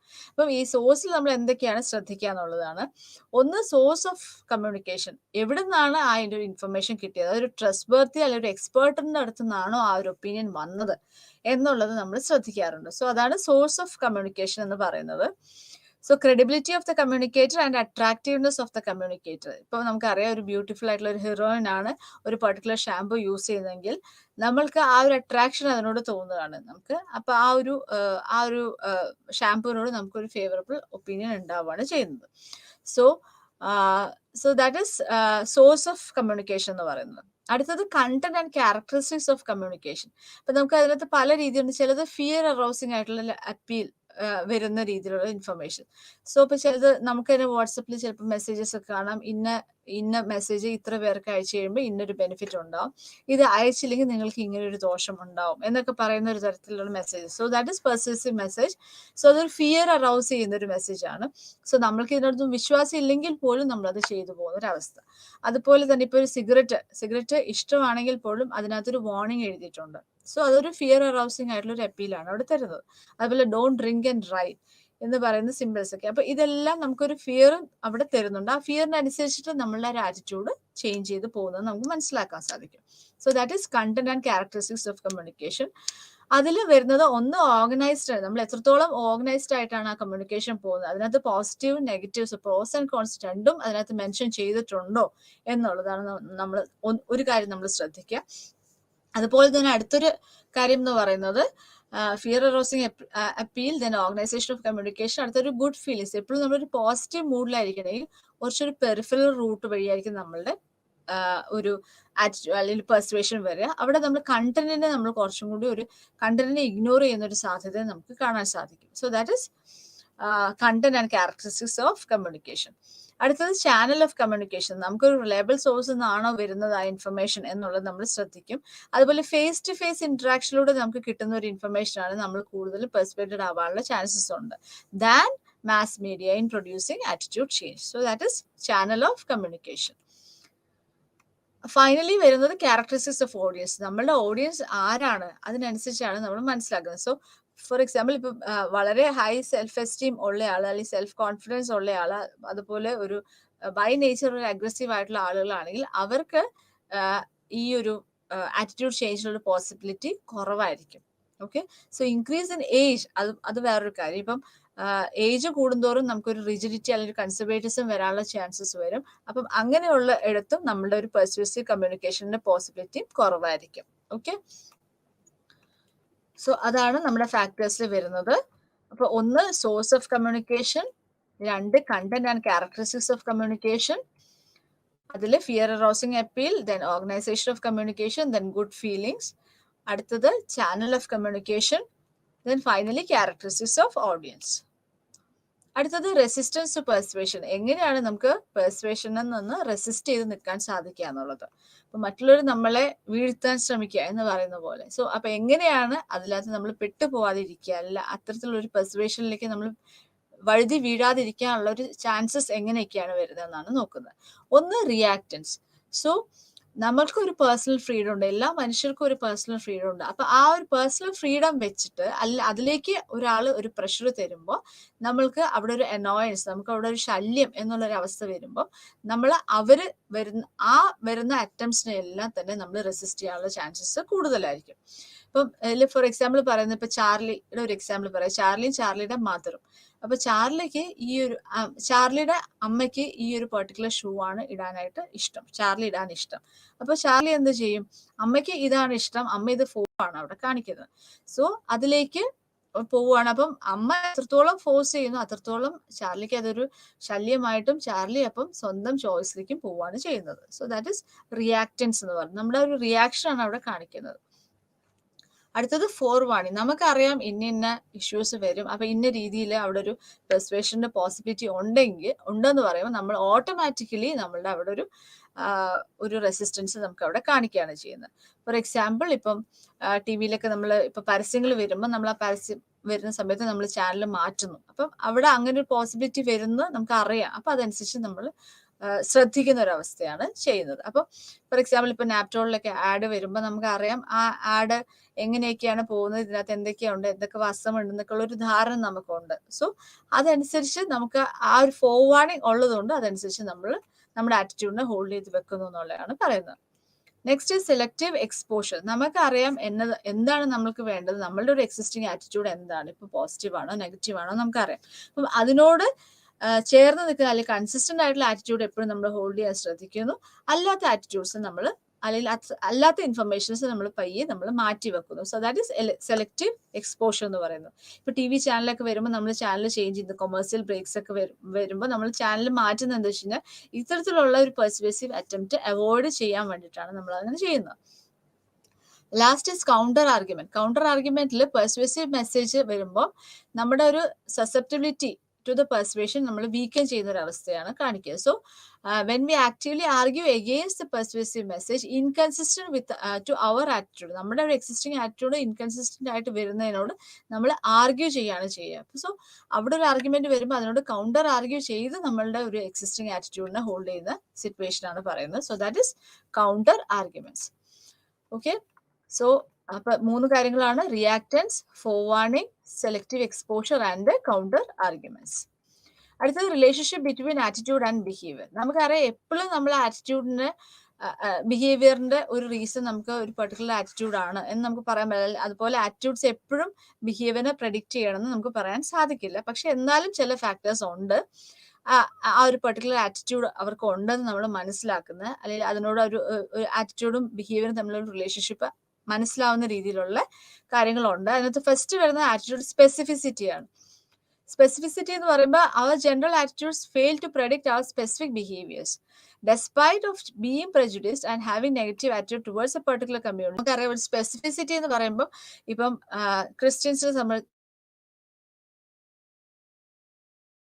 എന്നുണ്ടോ എന്ന് നമുക്ക് ചോദിക്കുമ്പോൾ തന്നെ നമുക്ക് അറിയാൻ പറ്റും ഈ വ്യക്തിക്ക് അതിനോടുള്ള ഒരു ആറ്റിറ്റ്യൂഡ് എന്താ. അപ്പൊ സ്പെസിഫിക് ലെവലിൽ നമുക്ക് അറിയാൻ പറ്റുന്നതിനാണ് ആറ്റിറ്റ്യൂഡ് സ്പെസിഫിസിറ്റി എന്ന് പറയുന്നത്. Then attitude accessibility. ഇപ്പം സിഗരറ്റ് സ്മോക്കേഴ്സിന്റെ ഇടയിലാണ് നമ്മൾ ഇരിക്കുന്നതെങ്കിൽ അതാണ് ഒരു റീസൺ ഫോർ സ്മോക്കിംഗ് എന്ന് പറയുന്നത്. അപ്പൊ അങ്ങനെ നമ്മുടെ ഒരു സ്മോക്കിംഗ് ബിഹേവിയർ അവിടെ ഡെവലപ്പ് ചെയ്യുന്ന ഒരു സ്റ്റേജ്. അപ്പൊ എത്രത്തോളം നമുക്ക് ആക്സസിബിലിറ്റി ഉണ്ട് എന്നുള്ളതാണ് നമ്മളവിടെ കാണിക്കുന്നത്. അടുത്തത് സെൽഫ് അവെയർനെസ്. നമുക്ക് എത്രത്തോളം അവെയർനെസ് ഉണ്ട്. സോ അതിനകത്ത് പബ്ലിക് സെൽഫ് അവെയർനെസ്സും വരുന്നുണ്ട്, പ്രൈവറ്റ് സെൽഫ് അവെയർനെസ്സും വരുന്നുണ്ട്. ഇപ്പം ഒരു പ്രൈവറ്റ് സെൽഫ് അവെയർനെസ് വരുന്നയാള് ഒരു സ്വച്ഛ് ഭാരതിനെ പറ്റിയിട്ടുള്ള ഒരു അവെയർനെസ് ഉണ്ട്, നമുക്ക് ഒരു പ്രൈവറ്റ് ആയിട്ടുള്ള സെൽഫ് അവെയർനെസ് ഉണ്ടെങ്കിൽ നമ്മൾ അവിടെ ലിറ്റർ ചെയ്യുന്നില്ല. ഓക്കെ. സോ ഇപ്പൊ പബ്ലിക് സെൽഫ് അവെയർനെസ് എന്ന് പറയുമ്പോൾ അവിടെ ഫ്രണ്ട്സ് എന്താ ചെയ്യുന്നത് അതുപോലെ നമ്മൾ ചെയ്യുന്നു. സോ അവിടെ ചിലപ്പോൾ ഒരു പെരിഫറൽ ലെവലിലായിരിക്കും ചെയ്യുമ്പോൾ. അപ്പൊ അവിടെ നമ്മളുടെ ഒരു സെൽഫ് അവെയർനെസ് അത്രയും ഒരു ക്ലിയർ ആയിട്ട് നമുക്ക് പറയാനായിട്ട് സാധിക്കില്ല. So that is self awareness. Then attitude certainty. Attitude സെർട്ടനിറ്റിയിൽ ആറ്റിറ്റ്യൂഡ് എത്രത്തോളം നമുക്ക് ക്ലാരിറ്റി ഉണ്ട്, എത്രത്തോളം നമ്മുടെ ഒരു ആറ്റിറ്റ്യൂഡിനെ പറ്റി ക്ലാരിറ്റി ഉണ്ട്, എത്രത്തോളം നമ്മുടെ ആറ്റിറ്റ്യൂഡ് കറക്റ്റ് ആണ് എന്നുള്ളത് നമ്മൾ വിലയിരുത്തിയിട്ടാണ് നമ്മൾ ബിഹേവിയർ ചെയ്യുക. ഫോർ എക്സാമ്പിൾ എക്സ്പെർട്ട് ഒപ്പീനിയൻ എങ്ങനെയാണ്, പിയർ സപ്പോർട്ട് ഉണ്ടോ, നമ്മളുടെ തന്നെ എക്സ്പീരിയൻസ് എങ്ങനെയാണ്, ഇതിനെല്ലാം ബേസ് ചെയ്തിട്ടാണ് നമ്മളൊരു ആറ്റിറ്റ്യൂഡ് എത്രത്തോളം ഒരു ക്ലാരിറ്റി ഉള്ളതാണെന്നും എത്രത്തോളം കറക്റ്റ് ആണെന്നും നമ്മൾ മനസ്സിലാക്കുക. അതനുസരിച്ചിട്ട് നമ്മളുടെ ബിഹേവിയേഴ്സും വരാം. Okay. Then attitude strength. Attitude strength എന്ന് പറയുമ്പോൾ എത്രത്തോളം നമുക്ക് ആ ഒരു ആറ്റിറ്റ്യൂഡിനുള്ള ഒരു സ്ട്രെങ്ത്. അപ്പൊ ഈ സ്ട്രെങ്ത് നമ്മളുടെ ഒരു ബിഹേവിയേഴ്സിലൂടെ നമുക്ക് കാണാൻ സാധിക്കും. So attitude towards recycling. നമുക്ക് പോസിറ്റീവ് ആയിട്ടുള്ള ആറ്റിറ്റ്യൂഡ് ആണ് ടുവേർഡ്സ് റീസൈക്ലിംഗ് ഉള്ളതെങ്കിൽ റീസൈക്ലിംഗ് പ്രോഗ്രാംസിൽ നമ്മൾ എപ്പോഴും ഇൻവോൾവ് ആയിരിക്കും. അതുപോലെ ഒരു വോട്ടിംഗ് ബിഹേവിയർ. നമുക്ക് ഒരു വോട്ടിംഗ് ബിഹേവിയർ എന്ന് പറയുമ്പോൾ അവിടെ എപ്പോഴും ഏതൊരു പൊളിറ്റിക്കൽ പാർട്ടിയോടാണോ അല്ലെങ്കിൽ ഏതൊരു പൊളിറ്റിക്കൽ കാൻഡിഡേറ്റിനോടാണ് നമുക്കൊരു ആറ്റിറ്റ്യൂഡ് ഉള്ളത് അതനുസരിച്ച് നമ്മളൊരു വോട്ടിംഗ് ബിഹേവിയർ നമുക്ക് അവിടെ പ്രെഡിക്റ്റ് ചെയ്യാനായിട്ട് സാധിക്കും. ഓക്കെ. ഇത്രയാണ് ആറ്റിറ്റ്യൂഡ് ആൻഡ് ബിഹേവിയറിന്റെ ഒരു റിലേഷൻഷിപ്പ് പറയുക. ഒന്ന് ആറ്റിറ്റ്യൂഡ് സ്പെസിഫിസിറ്റിയിലൂടെ, ദെൻ ആറ്റിറ്റ്യൂഡ് ആക്സസിബിലിറ്റിയിലൂടെ, then self-awareness, attitude certainty, and finally attitude strength. ഇത്രയും ഫാക്ടേഴ്സ് ആണ് ഇവിടെ വരുന്നത്. അടുത്തത് സ്റ്റീരിയോടൈപ്പ്, പ്രെജുഡിസ് ആൻഡ് ഡിസ്ക്രിമിനേഷൻ. ഈ 3 ഫാക്ടേഴ്സ് ആണ്. സ്റ്റീരിയോടൈപ്പ് എന്ന് പറയുമ്പോൾ എന്താണ്, നമ്മളൊരു ബിലീഫ്, നമ്മളൊരു വിശ്വാസമാണ് ഈ ഒരു പെർട്ടിക്കുലർ സോഷ്യൽ ഗ്രൂപ്പുകാർ ഈ രീതിയിലാണ് ബിഹേവ് ചെയ്യുക എന്നുള്ളത് എൻ്റെ ഒരു ധാരണയാണ്. സോ അതാണ് സ്റ്റീരിയോടൈപ്പ് എന്ന് പറയുന്നത്. സോ ദാറ്റ് ഇസ് അവിടെ നമ്മുടെ ഒരു സ്റ്റേൺ ആയിട്ടുള്ള ഒരു ബിലീഫാണ് സ്റ്റീരിയോടൈപ്സ് നമ്മൾ ഉദ്ദേശിക്കുന്നത്. സോ ഫോർ എക്സാമ്പിൾ ഇപ്പൊ പറയാണ്, ഇപ്പൊ ഫീമെയിൽസ് എന്ന് പറയുമ്പോൾ നമ്മളൊരു വാം ആൻഡ് ഡിപ്പെൻഡന്റ് ആയിട്ടുള്ള ഒരു പേഴ്സൺസ് ആയിരിക്കും എന്ന് നമ്മൾ പറയുന്നു. അതുപോലെ മെയിൽസ് എന്ന് പറയുമ്പോൾ അവിടെ ഒരു കോമ്പീറ്റന്റ് അതുപോലെ ഇൻഡിപെൻഡന്റ് ആയിട്ടുള്ള ആയിരിക്കും അല്ലെങ്കിൽ ആളുകളാണ് പൊതുവെ എന്ന് നമ്മൾ പറയുന്നു. ഇതിൽ എക്സെപ്ഷൻസ് വരാം, പക്ഷെ ജനറലി നമ്മളുടെ ബിലീഫ് എന്താണ് എന്നുള്ളതാണ് സ്റ്റീരിയോടൈപ്പ് കൊണ്ട് ഉദ്ദേശിക്കുന്നത്. അതുപോലെ ബോയ്സ് കൂടുതലും കാണുന്നത് നമ്മൾ സയൻസ് സബ്ജക്ട്സിലായിരിക്കും. അതുപോലെ ഗേൾസ് കൂടുതലും മിടുക്കരായിട്ട് നമ്മൾ കാണുന്നത് ആർട്സ് ആൻഡ് ലിറ്ററേച്ചറിലായിരിക്കും. സ്റ്റീരിയോടൈപ്പ് എന്ന് പറയുമ്പോൾ നമുക്കറിയാപ്പാട് ഒരു കോഗ്നിറ്റീവ് സ്ട്രക്ചർ അവിടെ ഫങ്ഷൻ ചെയ്യുന്നുണ്ട്. നമ്മളുടെ ഒരു ക്ലാസിഫിക്കേഷൻ അവിടെ വരുന്നുണ്ട്. നമ്മളുടെ ഒരു ധാരണ എന്താണ്, അണ്ടർസ്റ്റാൻഡിങ് എന്താണ്, നമ്മുടെ ഒരു അറിവ് എങ്ങനെയാണ്, അതനുസരിച്ച് അതുപോലെ നമുക്ക് ഇതുവരെ കിട്ടിയ നമ്മുടെ സോഷ്യൽ ഇൻഫർമേഷൻ എന്താണ്, ഇതിൽ നിന്നൊക്കെയാണ് നമ്മുടെ ഈ ഒരു സ്റ്റീരിയോടൈപ്പ് ഡെവലപ്പ് ചെയ്യുന്നതെന്ന് മനസ്സിലാക്കുക. സോ അതുപോലെ ഈ സ്റ്റീരിയോടൈപ്പ് വെച്ചിട്ട് അല്ലെങ്കിൽ ഇത്തരത്തിലുള്ള ബിലീഫ്സ് വെച്ചിട്ട് നമുക്ക് ഓരോ വ്യക്തികളിൽ അല്ലെങ്കിൽ ഓരോ കാറ്റഗറിയോട് എങ്ങനെയാണ് നമ്മൾ റിയാക്ട് ചെയ്യുന്നത് എന്നുള്ള ഒരു ഷോർട്ട് കട്ട്സും ആ ഒരു ഇൻഫർമേഷൻ നമുക്ക് ഈ സ്റ്റീരിയോടൈപ്സിലൂടെ കിട്ടുന്നു. ദെൻ ഈ സ്റ്റീരിയോടൈപ്പിനനുസരിച്ച് നമുക്കൊരു പ്രെജുഡിസ് വരും. സോ അതൊരു പ്രെജുഡിസ് എന്ന് പറയുമ്പോൾ അതിനൊരു മുൻവിധിയാണ്. അത് പൊതുവേ നമ്മൾ പറയുമ്പോൾ ഒരു നെഗറ്റീവ് ആയിട്ടുള്ള ഒരു കോൺസെപ്റ്റ് ലെവലിലാണ് നമ്മൾ പറയാ പ്രെജുഡിസ് എന്ന് പറയുമ്പോൾ. എനിക്ക് ആ ഒരു പെർട്ടിക്കുലർ സോഷ്യൽ ഗ്രൂപ്പിനോട് ഒരു താല്പര്യക്കുറവാണ്. അപ്പൊ ആ താല്പര്യക്കുറവ് എന്ന് പറയുമ്പോൾ സോ എന്തുകൊണ്ടാണ് വരുന്നതെന്ന് പറയുമ്പോൾ ഇറ്റ്സ് ബേസ് നമ്മുടെ ആ ഒരു സ്റ്റീരിയോടൈപ്പിക്കൽ തിങ്കിങ്ങിൽ നിന്നായിരിക്കും ചിലപ്പോൾ നമുക്ക് ആ ഒരു പ്രെജുഡിസ്ഡ് തോട്ട് വരുന്നത്. സോ അതൊരു ഫീലിംഗ് ആണ്, ഒരു എഫക്റ്റീവ് കമ്പോണന്റ് ആണ് പ്രെജുഡിസിൽ എപ്പോഴും വരിക. So thus a person prejudiced towards a particular social group expresses negative emotions for the members of that particular group. So അപ്പൊ ഒരു antipathy based upon a faulty and inflexible generalisation, അതാണ് നമ്മൾ prejudice എന്ന് പറയുമ്പോൾ. അപ്പൊ അതൊരു ഫോൾട്ടി എബിലാണ് നമ്മൾ അതിനെ മനസ്സിലാക്കുക. പക്ഷെ നമ്മൾക്ക് അതിൽ നിന്ന് വിട്ടു പോരാനും ബുദ്ധിമുട്ടാണ് കാണിക്കുക. സോ ഒരു ഇൻഫ്ലെക്സിബിൾ ആയിട്ടുള്ള ഒരു ജനറലൈസേഷൻ ആണ്. ആ ഗ്രൂപ്പാണോ അവരെ ഇങ്ങനെ ചെയ്യത്തുള്ളൂ, അതിനകത്ത് മാറ്റം ഇല്ല, അതിനകത്ത് എക്സെപ്ഷൻസ് വന്നു കഴിഞ്ഞാലും അത് 1 or 2 എന്ന് പറഞ്ഞ് നമ്മളുടെ ആ ഒരു എക്സിസ്റ്റിംഗ് ആയിട്ടുള്ള ഒരു ആറ്റിറ്റ്യൂഡിൽ നിന്ന് നമ്മൾ ഒരിക്കലും മാറുന്ന ഒരു ലക്ഷണം കാണില്ല പ്രെജുഡിസിന്റെ കേസിൽ. So prejudice is defined as a feeling, primary അതാണ് ഒരു കാര്യം. അപ്പൊ നമ്മുടെ സെൽഫ് എസ്റ്റീമിനെ പ്രൊട്ടക്ട് ചെയ്യാൻ വേണ്ടിയിട്ടാണ് നമ്മൾ ആ ഒരു പ്രെജുഡിസിൽ തന്നെ മുമ്പോട്ട് പോകുന്നത് എന്നുള്ളതാണ് മനസ്സിലാക്കുന്നത്. സോഴ്സ് ഓഫ് പ്രെജുഡിസിൽ പിന്നെ പറയുന്നത് കോമ്പറ്റീഷൻ ഓഫ് റിസോഴ്സസ്. നമുക്ക് വാല്യുബിൾ ആയിട്ടുള്ള റിസോഴ്സസ് കുറവ്. അപ്പൊ അങ്ങനെ വരുമ്പം ഇത് തട്ടിയെടുക്കാൻ വരുന്ന ഗ്രൂപ്പാണ് അതർ ഗ്രൂപ്പ് എന്നാണ് നമ്മൾ മനസ്സിലാക്കുന്നത്. സോ അത്തരത്തിൽ ആണ് നമ്മുടെ ഒരു പ്രെജുഡിസ് ഡെവലപ്പ് ചെയ്യുന്നത്. അപ്പൊ എനിമി ആണ്, മറ്റേ ഗ്രൂപ്പിനെ എനിമി ആയിട്ടാണ് നമ്മൾ കാണുന്നത്. So that is competition of resources. Then social categorisation of prejudice. So പ്രെജുഡിസിൽ എപ്പോഴും ഒരു സോഷ്യൽ കാറ്റഗറൈസേഷൻ നമുക്ക് കാണാൻ സാധിക്കും. That is in group and out group എന്ന് പറയുന്നത്. സോ ഇൻ ഗ്രൂപ്പ് എന്ന് പറയുമ്പോൾ നമുക്ക് അതിനോട് എപ്പോഴും ഒരു ഫേവറബിൾ അല്ലെങ്കിൽ പോസിറ്റീവ് ആയിട്ടുള്ള ഒരു വേയിൽ നമ്മൾ അവരെ പെർസീവ് ചെയ്യുന്നു. അതുപോലെ ഔട്ട് ഗ്രൂപ്പ് എന്ന് പറയുമ്പോൾ നമ്മൾ അവരോട് ഒരു നെഗറ്റീവ് ലെവലിലാണ് കാണുന്നത്. So that is social categorisation and prejudice. അടുത്തത് ഡിസ്ക്രിമിനേഷൻ. ഡിസ്ക്രിമിനേഷനിൽ പറയുന്നത് എന്താണ്? നമ്മൾക്ക് ആ ഒരു പെർട്ടിക്കുലർ പ്രെജുഡിസ് എക്സ്പ്രസ് ചെയ്യുന്ന ഒരു ലെവലാണ് ഡിസ്ക്രിമിനേഷൻ എന്ന് പറയുന്നത്. അപ്പൊ നമ്മളുടെ ഒരു ബിഹേവിയറിൽ നമ്മൾ കാണിക്കുകയാണ് ചെയ്യുന്നത്. സോ ദാറ്റ് ഇസ് ഡിസ്ക്രിമിനേഷൻ എന്ന് പറയുമ്പോൾ. സോ ഡിസ്ക്രിമിനേഷനിൽ എന്താണ്? നമുക്ക് ആ ഒരു പെർട്ടിക്കുലർ ഗ്രൂപ്പിനോട് ഒരു റിലക്റ്റൻസ്, നമുക്ക് അവരെ സഹായിക്കാൻ തോന്നുന്നില്ല, അല്ലെങ്കിൽ അവർക്ക് എന്തെങ്കിലും ഒരു ഫേവർ നമ്മൾ ചെയ്യുന്നതായിട്ട് നമ്മൾ കാണിക്കുകയാണ്, പക്ഷെ അതൊരു പ്രോപ്പർ ലെവലിലാവുന്നില്ല. So that is tokenism.